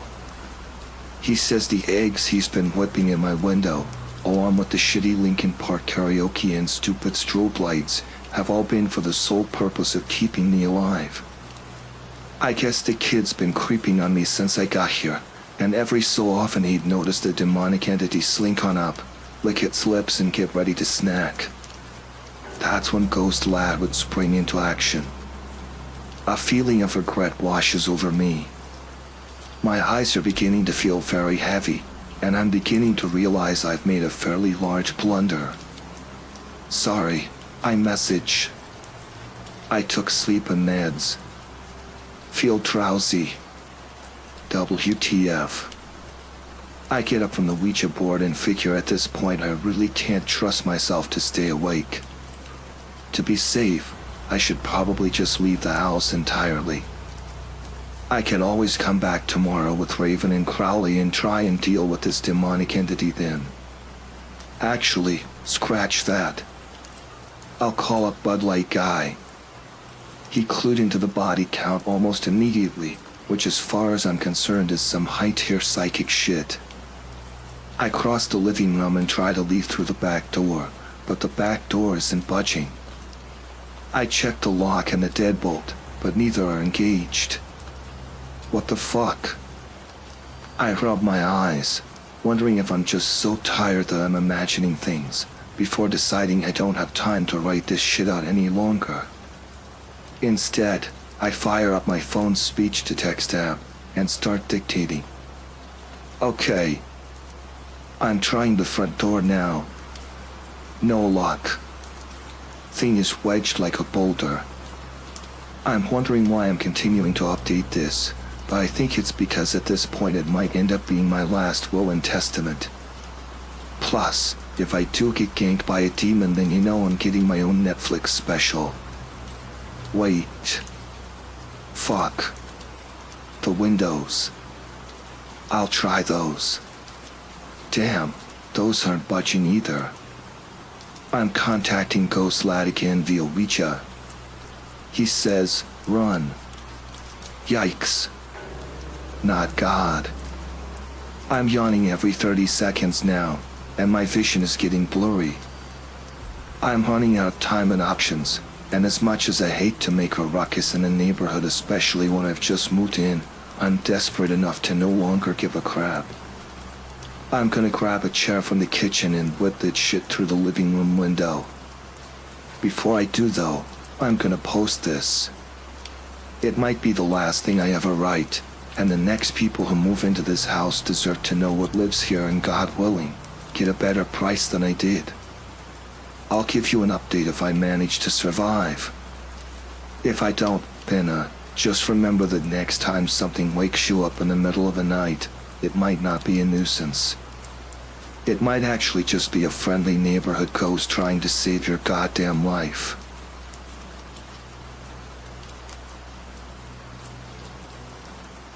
Picture this scene, if you would. Place yourself in my shoes. I stand alone. The surrounding fields are vast and sparse. Oceans of sickly, yellow-gray grass ripple in the breeze.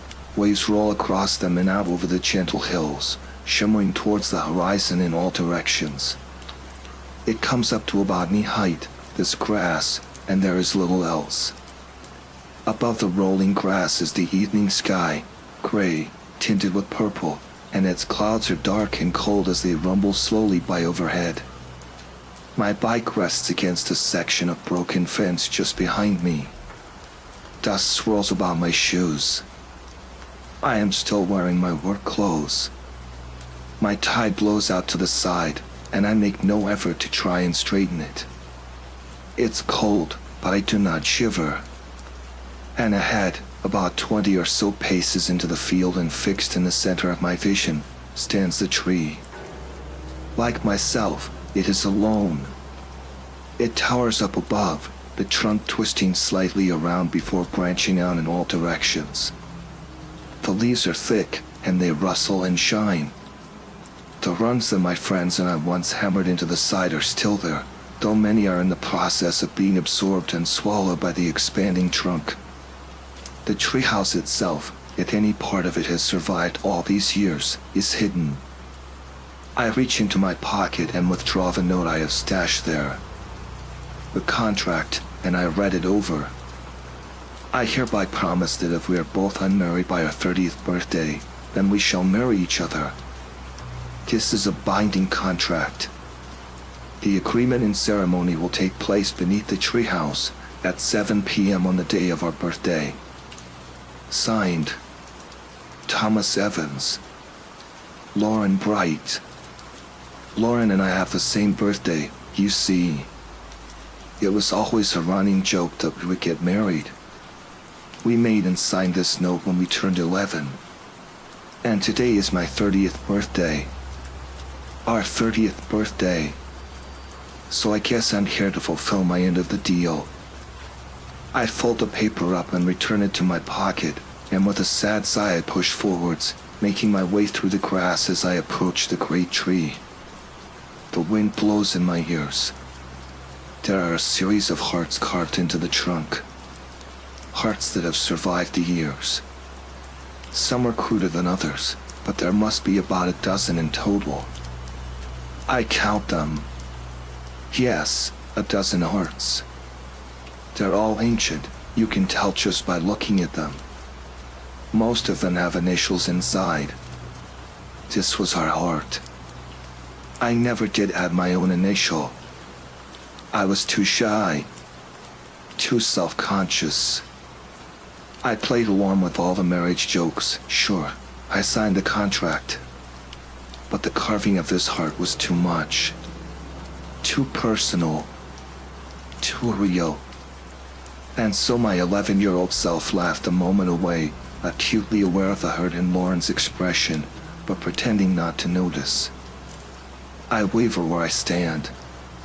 Perhaps coming here tonight was a mistake. I am not okay. I am not okay. I always knew this day was going to be difficult. I don't really know why I came here, to be honest. Maybe for some hope and closure, I guess. For something. I've long since given up on a normal life. My memories haunt me, and I dare say they always will. I look back up to the treetop. The greenish runs of the ladder disappear into a cloud of leaves overhead. I close my eyes as the breeze blows past my skin. I remember my little group of friends. The 5 of us. We would cycle here all the time, back when our houses were all within distance. I live across the country now, but it's nice to know that the tree still stands. I remember the adventures we used to have. The ideas and plans we'd plot right here in this treehouse. The games we'd run and the stories we'd make up together. Lauren and myself. Jake, Jasmine, and Wooly. The gang. All gone now, of course. All dead. All except for myself. Our time together runs like a river through my mind. I see myself with them all. I see our greatest shared memories. I remember the construction of this treehouse. We didn't have the internet to guide us back then, so we copied instructions from an old magazine. I remember Jake hammering into one of his fingers and using a swear word we hadn't heard before. We thought we were going to get in trouble when a farmer rolled by in his loud and angry tractor, so we hid ourselves up in the leaves, giggling quietly and pretending to shoot it as he passed us by. The memory blurs into the next. I remember our school trip to the city's science museum. It was themed around the 4 classical elements: fire, water, earth, and air. The teachers allow us to work as a group and we explored the place from top to bottom. Different colored flames reacting to various metals, huge water cylinders, and cyclone displays. There was an earthquake simulator, I remember. Jasmine was terrified, but I convinced her to join us. There was a wind tunnel and miniature lightning. The memory drifts to another. We're standing in front of the school. The night of the summer performance. We're all terrified, of course. Beneath the watchful eyes. Everyone is watching us, judging us. I remember stumbling one of my lines, faltering, but Wooly was on stage too. He kept us going without skipping a beat. I don't think anyone even noticed. And once it was over, the elation, the celebration, we had never felt so powerful. I remember our first trip abroad. Lauren's parents allow us all to join them. We were so lucky. Visiting a foreign country together, and at so young an age. There was a water park there. It was incredible. We got shouted at by some lifeguard, but of course we couldn't understand a word he was saying, so we simply ran away, laughing and splashing. And I remember the night of November 5th, bonfire night. The fireworks exploding overhead. Red and green and gold. The warmth of the great burning bonfire and the drifting embers. Jake and Jasmine and Wooly firing off sparklers. And once it was over, that night, back at Jake's house, that's where Lauren and I had our first kiss. Our only kiss, as it happened. The memories sting. I open my eyes, and I wipe a hand across them. The leaves rustle in the rising wind, and the waves roll out across the grass. I cannot change the past. I reach into my other pocket, and I draw from it a small carving knife. Stepping a little closer to the tree, I rest one hand on the cool, rough bark, and with the other, I finish the decades-old inscription. I complete it the way it was always meant to be completed. I cut away at the wood until the heart reads. Then I sheath the blade and step back. I'm not some deranged lunatic, by the way. Just for your own peace of mind, I'm not some grown man in love with the ghost of dead kid. I loved Lauren, sure, but in the same way that I loved the others. That I loved all of them. I just could have done better by her, back then. That's all. And this carving is as much an apology to her as it is a favor to my 11-year-old self. I'm sorry, Lauren, I say, my words quickly disappearing into the wind. I'm sorry for the heartache I caused you. I reach into my pocket for another look at the note. My hand trembles and I collapse to my knees, stricken with a deep and sudden ache. A pain in my heart that has kindled across the years. I'm sorry. I force out, I'm so sorry. What are you sorry for, stupid? Comes a voice. A voice that I would recognize at the ends of the earth. My sorrow is shocked to oblivion as I snap my head up to look at the voice's source. Above me in the tree, and peeking through the leaves, is Lauren. I stare up at her, terrified and unable to move. Oh, Lauren. I manage at last, joking on my words. She looks just as she did. Still wearing that same pink hoodie. She kicks her legs idly against the trunk, watching me expectantly. Well, she says, sticking out her tongue. Are you coming or not? And she suddenly lifts up her arms, grabbing something out of sight and hoisting herself into the leaves, vanishing with a rustle. Wait. I scream, throwing out a hand, and before I know it I am scrambling up the tree behind her. My foot slips off the second run. Too much of it has been swallowed by the trunk. I try again, for arms strained as I grab to what I can, hauling myself up the side of the mighty tree, heart racing. I'm losing my mind, I think, as the wind barrels against me. I'm losing my mind. But I don't stop climbing. Up I go, ascending into the leaves. But the ladder keeps going. I look all around through the branches, but all I can see is a world of rustling green. Lauren. I shout out, desperately. Wait. Where are you? I hear her giggles up ahead. I crane my neck to see her disappear through another cluster of leaves. So up I climb, higher and higher through this ancient tree. We never built it this high, we couldn't have. We were just kids. But it certainly feels high now as I force my way up. I glance below, but I cannot see the bottom anymore. I am fully enveloped in the green of the tree. Twigs snap against my arms, against my face as I keep pushing through. Until at last, the ladder comes to an end. I haul myself up onto the platform and catching my breath I look all around. Our treehouse had always been impressive. We worked hard on it, and it was a real labor of love. But this is something else. The platform I find myself on is colossal. Leaves and branches wind their way around wooden pillars and arches. I stare in bewilderment at rope bridges extending away through an impossible treetop canopy onto other platforms and levels in the leaves. On the opposite wall, where I remember carving my name along with the others. Where I remember 5, not quite in-line names scrawled in quick letters, there are now only works of art. The names are there, sure, but they are intricate. Carved with care, beautiful and dramatic, they'd be better placed in a museum or a cathedral. But my eyes are drawn now to the owners of these names. Because there they stand, all around me, just as I remember them.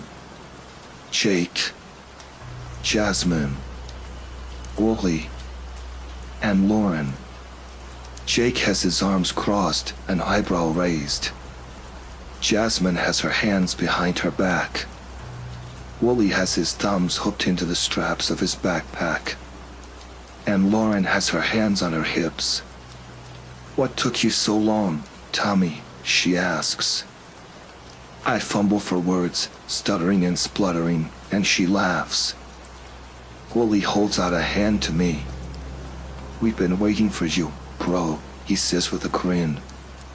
Guys, dash, I begin. How to dash? But Jasmine interrupts. There'll be time for questions later, Tommy. We need you. You need me? Ollie's hand is still extended towards me. He waves it. Of course we do. Tommy, the treehouse is under attack. Now come on, Solider, get up. I reach for his hand, and I realize that they are the same size. My hand and Woolie's. He grips tight and pulls me up to my feet, and I find that we are all the same height. I look down. My shirt, tie, my work shoes, all replaced with the clothes I wore as a kid. My battered jeans with the hole in the knee. My blue jacket. I don't understand, I whisper, looking between their faces. The faces of my ghosts. What more is there to understand? Lauren asks, reaching out and squeezing my arm. This is our treehouse, Tommy, and we won't let the enemy take it from us. A grin spreads out across her face. Come on. And with it she leads us away through one of the arches. Ollie follows, raising his fist with a battle cry, and Jake and Jasmine follow. Jasmine looks back at me. Tommy, come on. And so I do. I stumble on after them, and together we run through the treetop complex. Beneath arches and over the bridges, but with clacking as we race from platform to platform. We reach a series of platforms at various heights, all within sight of each other. There are wooden weapons here. We always talked about constructing things like this, but we never got around to it. One looks like an enormous catapult. Looking down to my right, there is what appears to be a massive rifle. It's wooden, of course, so I don't know what it fires. And there are gaps in the leaves here, too. They show us the endless fields beyond. Though they are green, now. Green streaked with gold from the light through the clouds. To your stations, men. Wooly suddenly shouts. And women. The others salute him, and I feel compelled to do likewise. Fix up those weapons and defend the treehouse. The first wave will be the farmer. He comes from below. Those are your orders. Sir, yes, sir. We say. I find myself chanting it along with the others, unable to hold back a sudden rush of elation. We run to the various platforms. Mine has one of the wooden rifles on it, but it isn't quite complete. I watch as the others hurriedly fix up their own stations, passing each other tools and lifting planks of wood over their heads. Tommy. Jake shouts at me, and I turn to him just in time to catch a wooden wood he has thrown, recently carved. I furrow my brow and look to my weapon, realizing at once where this next piece has to go. I attach it in place and move aside some of the wooden boards, angling one so as to rest the barrel of a weapon upon it. For a more sure aim, of course. Bollocks. Jake shouts suddenly, and we turn to him. The idiot has managed to smack himself in the thumb, by the looks of it. We laugh, but Jasmine checks that he's all right. I'm fine, he says. Get back to your station. The enemy approaches. And the enemy approaches indeed. Here we go. My adrenaline surges as a monster rises up from behind the hills. A tractor, perhaps. I think at first. But no. It's a behemoth of metal and smoke, chuntering and growling as it roars through the fields towards us. Two sizzling yellow eyes, glowing in the dusk, stare right at us up here in the tree. Fire at will. Holy commands, and the weapons are launched. What is happening? A voice asks me in inside my head. Thomas, what are you doing? But I ignore it. There are more important matters at hand. With one eye closed, carefully aiming, I pull the wooden trigger of the rifle. I feel a surge of recoil as the weapon thunders out a beam of light like a laser directly towards the oncoming metal monster. I feel the blast of heat against my face. My hair is blown back from my forehead. Whoa! I shout out loud as the beam blasts into the side of the rumbling machine. I hear the cheers of my friends as their own weapons are launched. Further blasts and beams. I fire again, the treehouse shakes and the monster roars. Great black clouds are sent up from the machinery of its body as it stumbles and staggers. And at last, defeated, it alters its course. The rumble of its gears is loud in our ears as it turns aside, fleeing the scene, trundling away across the fields and out of sight. I laugh with elation, but there is no time now to revel in this victory. Lauren has grabbed my sleeve. "Come on," she shouts, dragging me from my station. "What? What is it?" I respond breathlessly. "That was only the first wave, Tommy." Wally calls from the front of the procession. "And we can't do this without you." So on we race, across first one bridge and then the next, and this second bridge is far, far longer than the others. It stretches over a great yawning chasm of leaves and branches. It swings and creaks in the wind. And it's a long, long way down. The group falters. "I can't do this," Jasmine mutters, pale and shaking her head at the bridge's beginning. "I can't do it." "Yes, you can," I find myself saying, looking into her face, reassuring her with my expression. "Nothing can stop you. You've got this." She bites her lip and then nods, and we set out together across the bridge. The second we've all stepped foot onto it, however, that's when the storm begins. Like we're in a wind tunnel, almost. "Hold on." Wooly roars above the rising gale, his trademark woolly jacket trying to escape from his shoulders. The storm brings with it streaks of pocket lightning. All around us, that crackling in the air. The lightning flashes against the leaves. Bursts of different colored flames leap up all around us. We run the length of this swinging bridge. Fire, water, air. It becomes harder to see, but the others are all still there. "Hang tight." Lauren cries out, gripping to the sides of the bridge and turning away from a sudden, cyclonic barrel of rain, blasting around us and drenching us through. The tree rumbles, and the bridge shakes. Beset by tremors, it feels like it could collapse at any moment. Keep pressing forwards.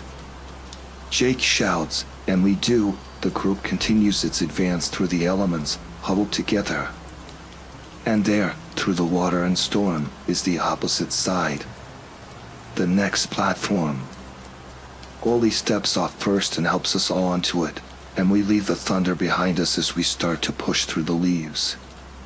Pushing through, deeper and deeper into the canopy as the noise of the storm begins to fade behind us. "You guys still there?"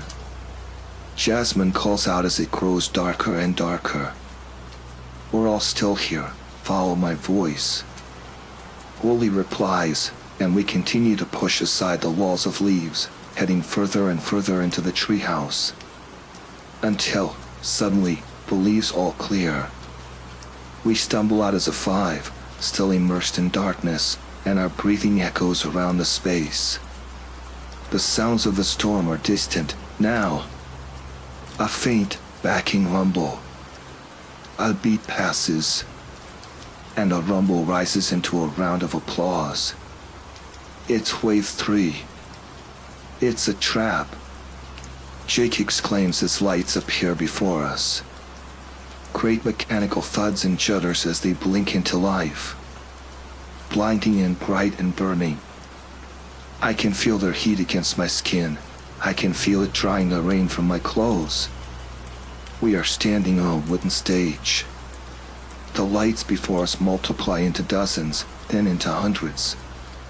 Hundreds of pairs of glowing eyes, watching, judging, staring through the darkness all around.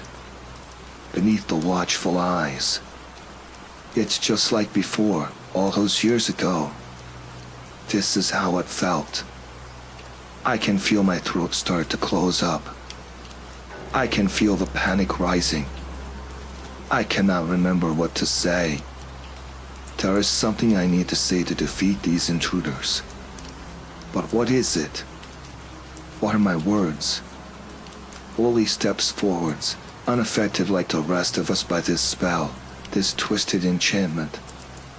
This treehouse is ours, not yours. You will never take it from us, hear? You will never truly take it, for we will never truly leave. He looks back to me, his eyes fierce in the reflections of the lights. Right, Tommy? Isn't that right? And he is. He is right. I say so, out loud. I join my words to his. This place is ours. I cry out, defiant. This is our home. And this magic is ours. And you are not welcome. The eyes widen in rage, the heat increases, but only for the briefest of moments. I shield my face, but watch as the eyes retreat. As one by one they disappear back into the darkness, as the cool of the air returns. And already my friends have begun to move. Onwards to the next platform. The final traces of lights from the eyes have revealed a door in the wooden wall to our right. A passageway through the treetop. Jasmine pauses at the entrance to this passage and looks back at me. Come on, Tommy. We can't go on without you. I nod, determined to drive on. I reach out for her and she pulls me through the passage. We stumble for a minute in the dark, until at last the shadows disperse and we are once again surrounded by the deep, dark, fresh green of the treehouse leaves and branches. Ahead are a series of platforms. Built into these platforms are what look like tunnels in the wood. They look almost like slides. Slides. I slip and stumble where I stand. Glancing down reveals that water has begun to rush past our feet. The scent of chlorine rises thick into the surrounding air. Step carefully. Lauren warns as Jake slips over in the rushing stream. Wooly grabs him by the collar and hauls him back up before he falls. How is this possible? How is any of this possible?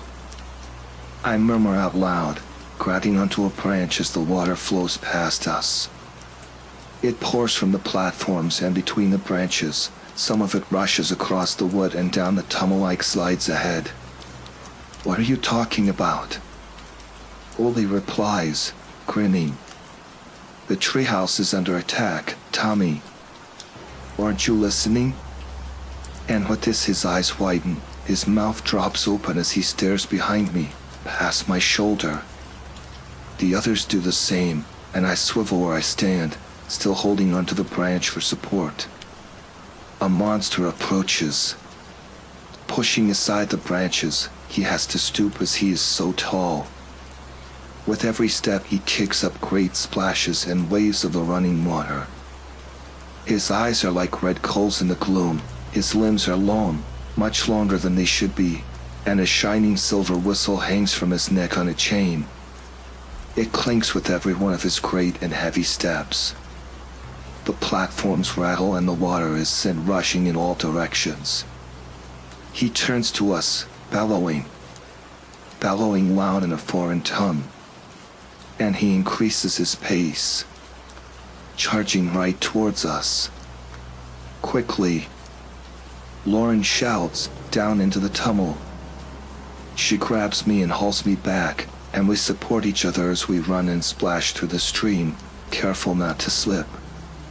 ducking beneath branches as we hear them snap behind us. Go, go, go! Wooly shouts with a mad laugh, urging us down into the slide. Lauren goes first, and then Jasmine and Jake. I shoot one last look behind me as I leap down into the tunnel, and I see the monster slip and stumble in the rushing water. He roars and crashes down hard with a rumble, vanishing out of sight as the slide turns a sharp, sudden corner. Wooly is not far behind.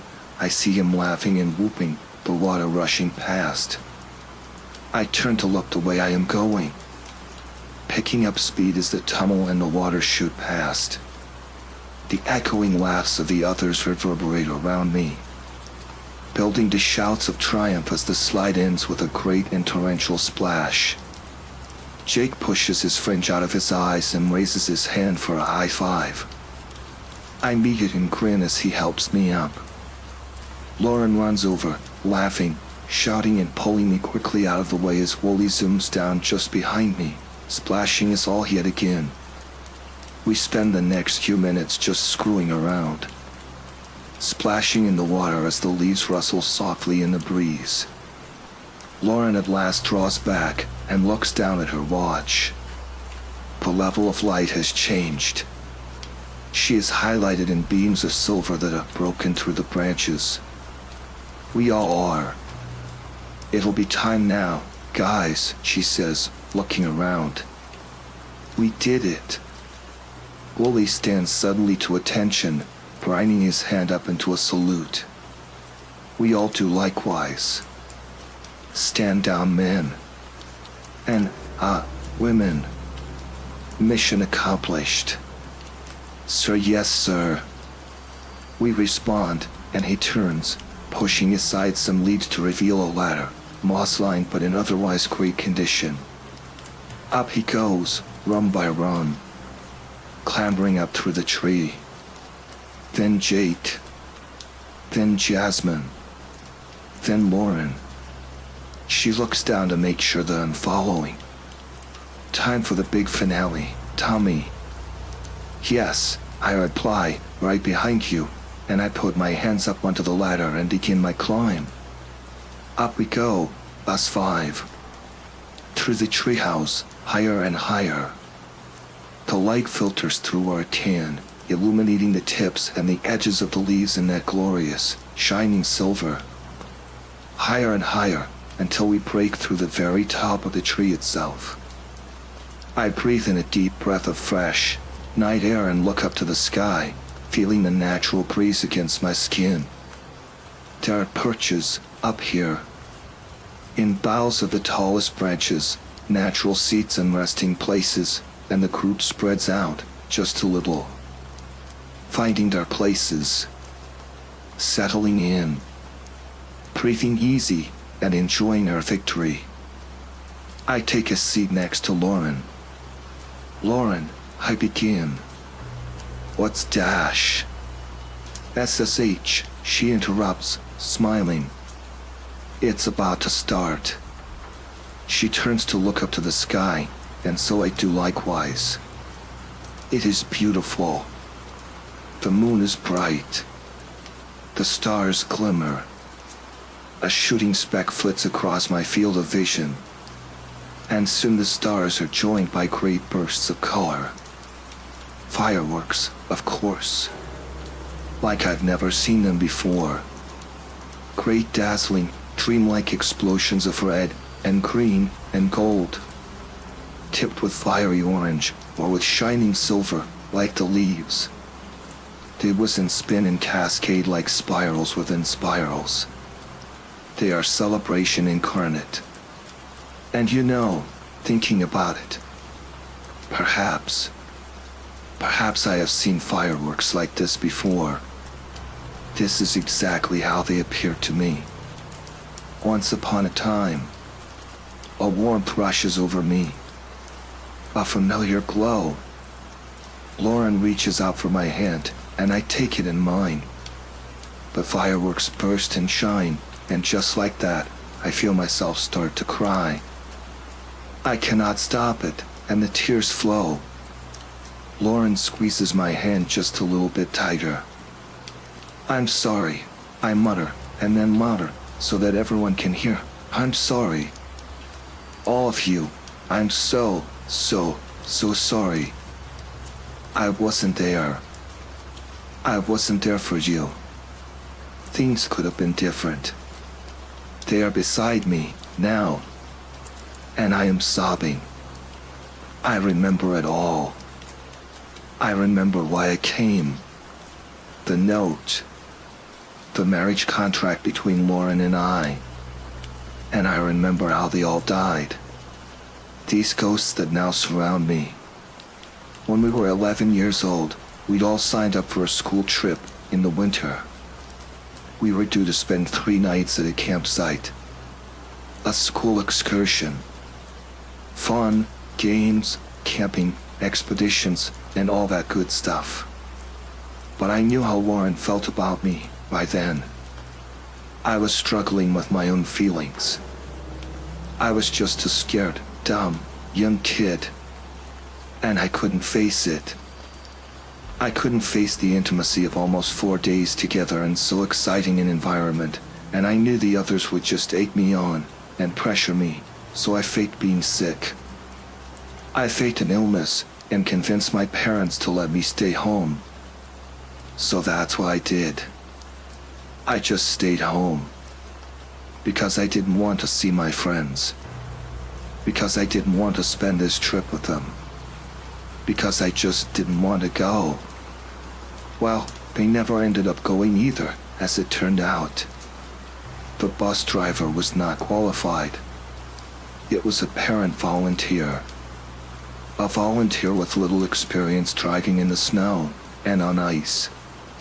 And I'll spare you the details, but as I sat playing video games in my living room, the bus went through the rail on a cliffside road. It was a steep drop, and half the passengers were killed. Amongst them were Jasmine, Jake, Wooly, and Lauren. I should have been there. I choke out, looking between them. I wasn't even really sick. I was just pretending. I made it all up because I was a coward. Wooly laughs and shakes his head. You think we'd never fake being sick before, bro? Jasmine squeezes my arm. Tommy, I did it all the time.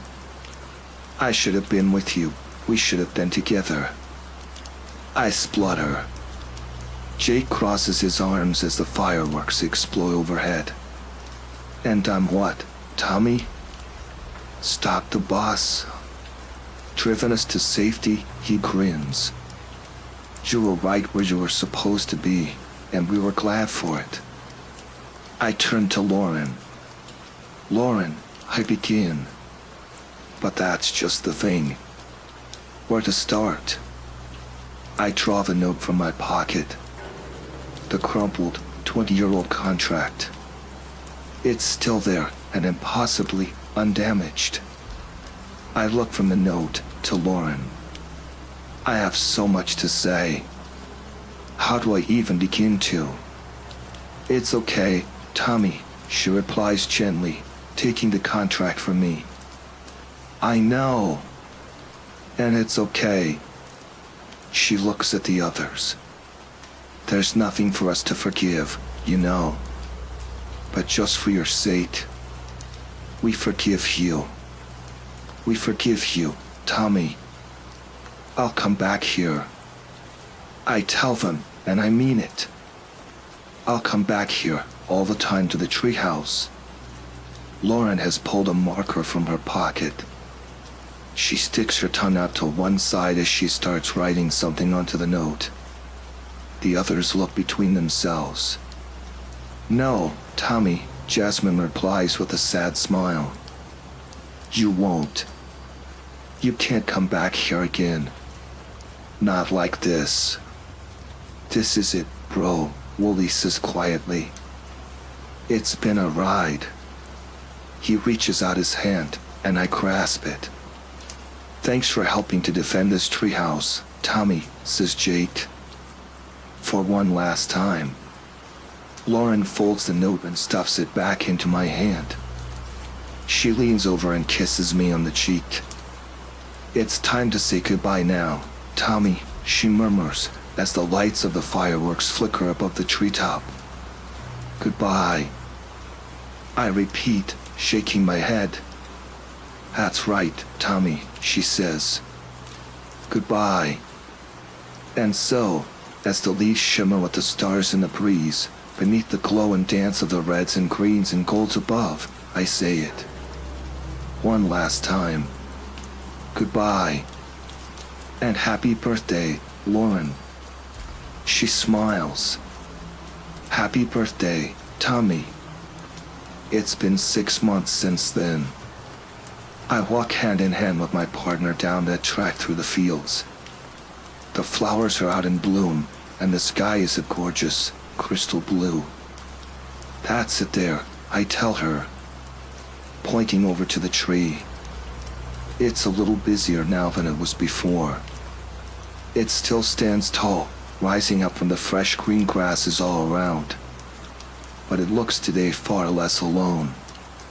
There is a gang of kids playing in it. A couple of cars are parked nearby. One of the cars is open, and planks of wood stick out from the back. A general murmur of voices forms a backing track to the kids' shouts and whoops of glee. Parents are chatting amongst themselves. A couple of dads are working on fixing up the treehouse's ladder. One of them passes a plank up to a girl in the branches above. It's tough to tell from this distance, but it looks like there might be a couple new hearts carved into the treehouse's trunk. I think about the contract I made with Lauren 20 long years ago. I think about the additions she made. Once I tearfully descended the ladder the final time, returned into my roughed-up work clothes at the base of the great trunk, I'd remembered the note and opened it up to read. "This document is null and voided," she had added to the bottom. I, Lauren Bright, hereby release Thomas Evans from this here contract. May he be free, and may he be happy, love. Hey! Hello? I tune back into my surroundings. I remember where I am. My partner squeezes my hand. "Tom? What's up?" she asks. "You look like you are miles away. Are you okay?" I consider. "Yeah," I reply. "Yeah, I'm okay." And we tarry along our way.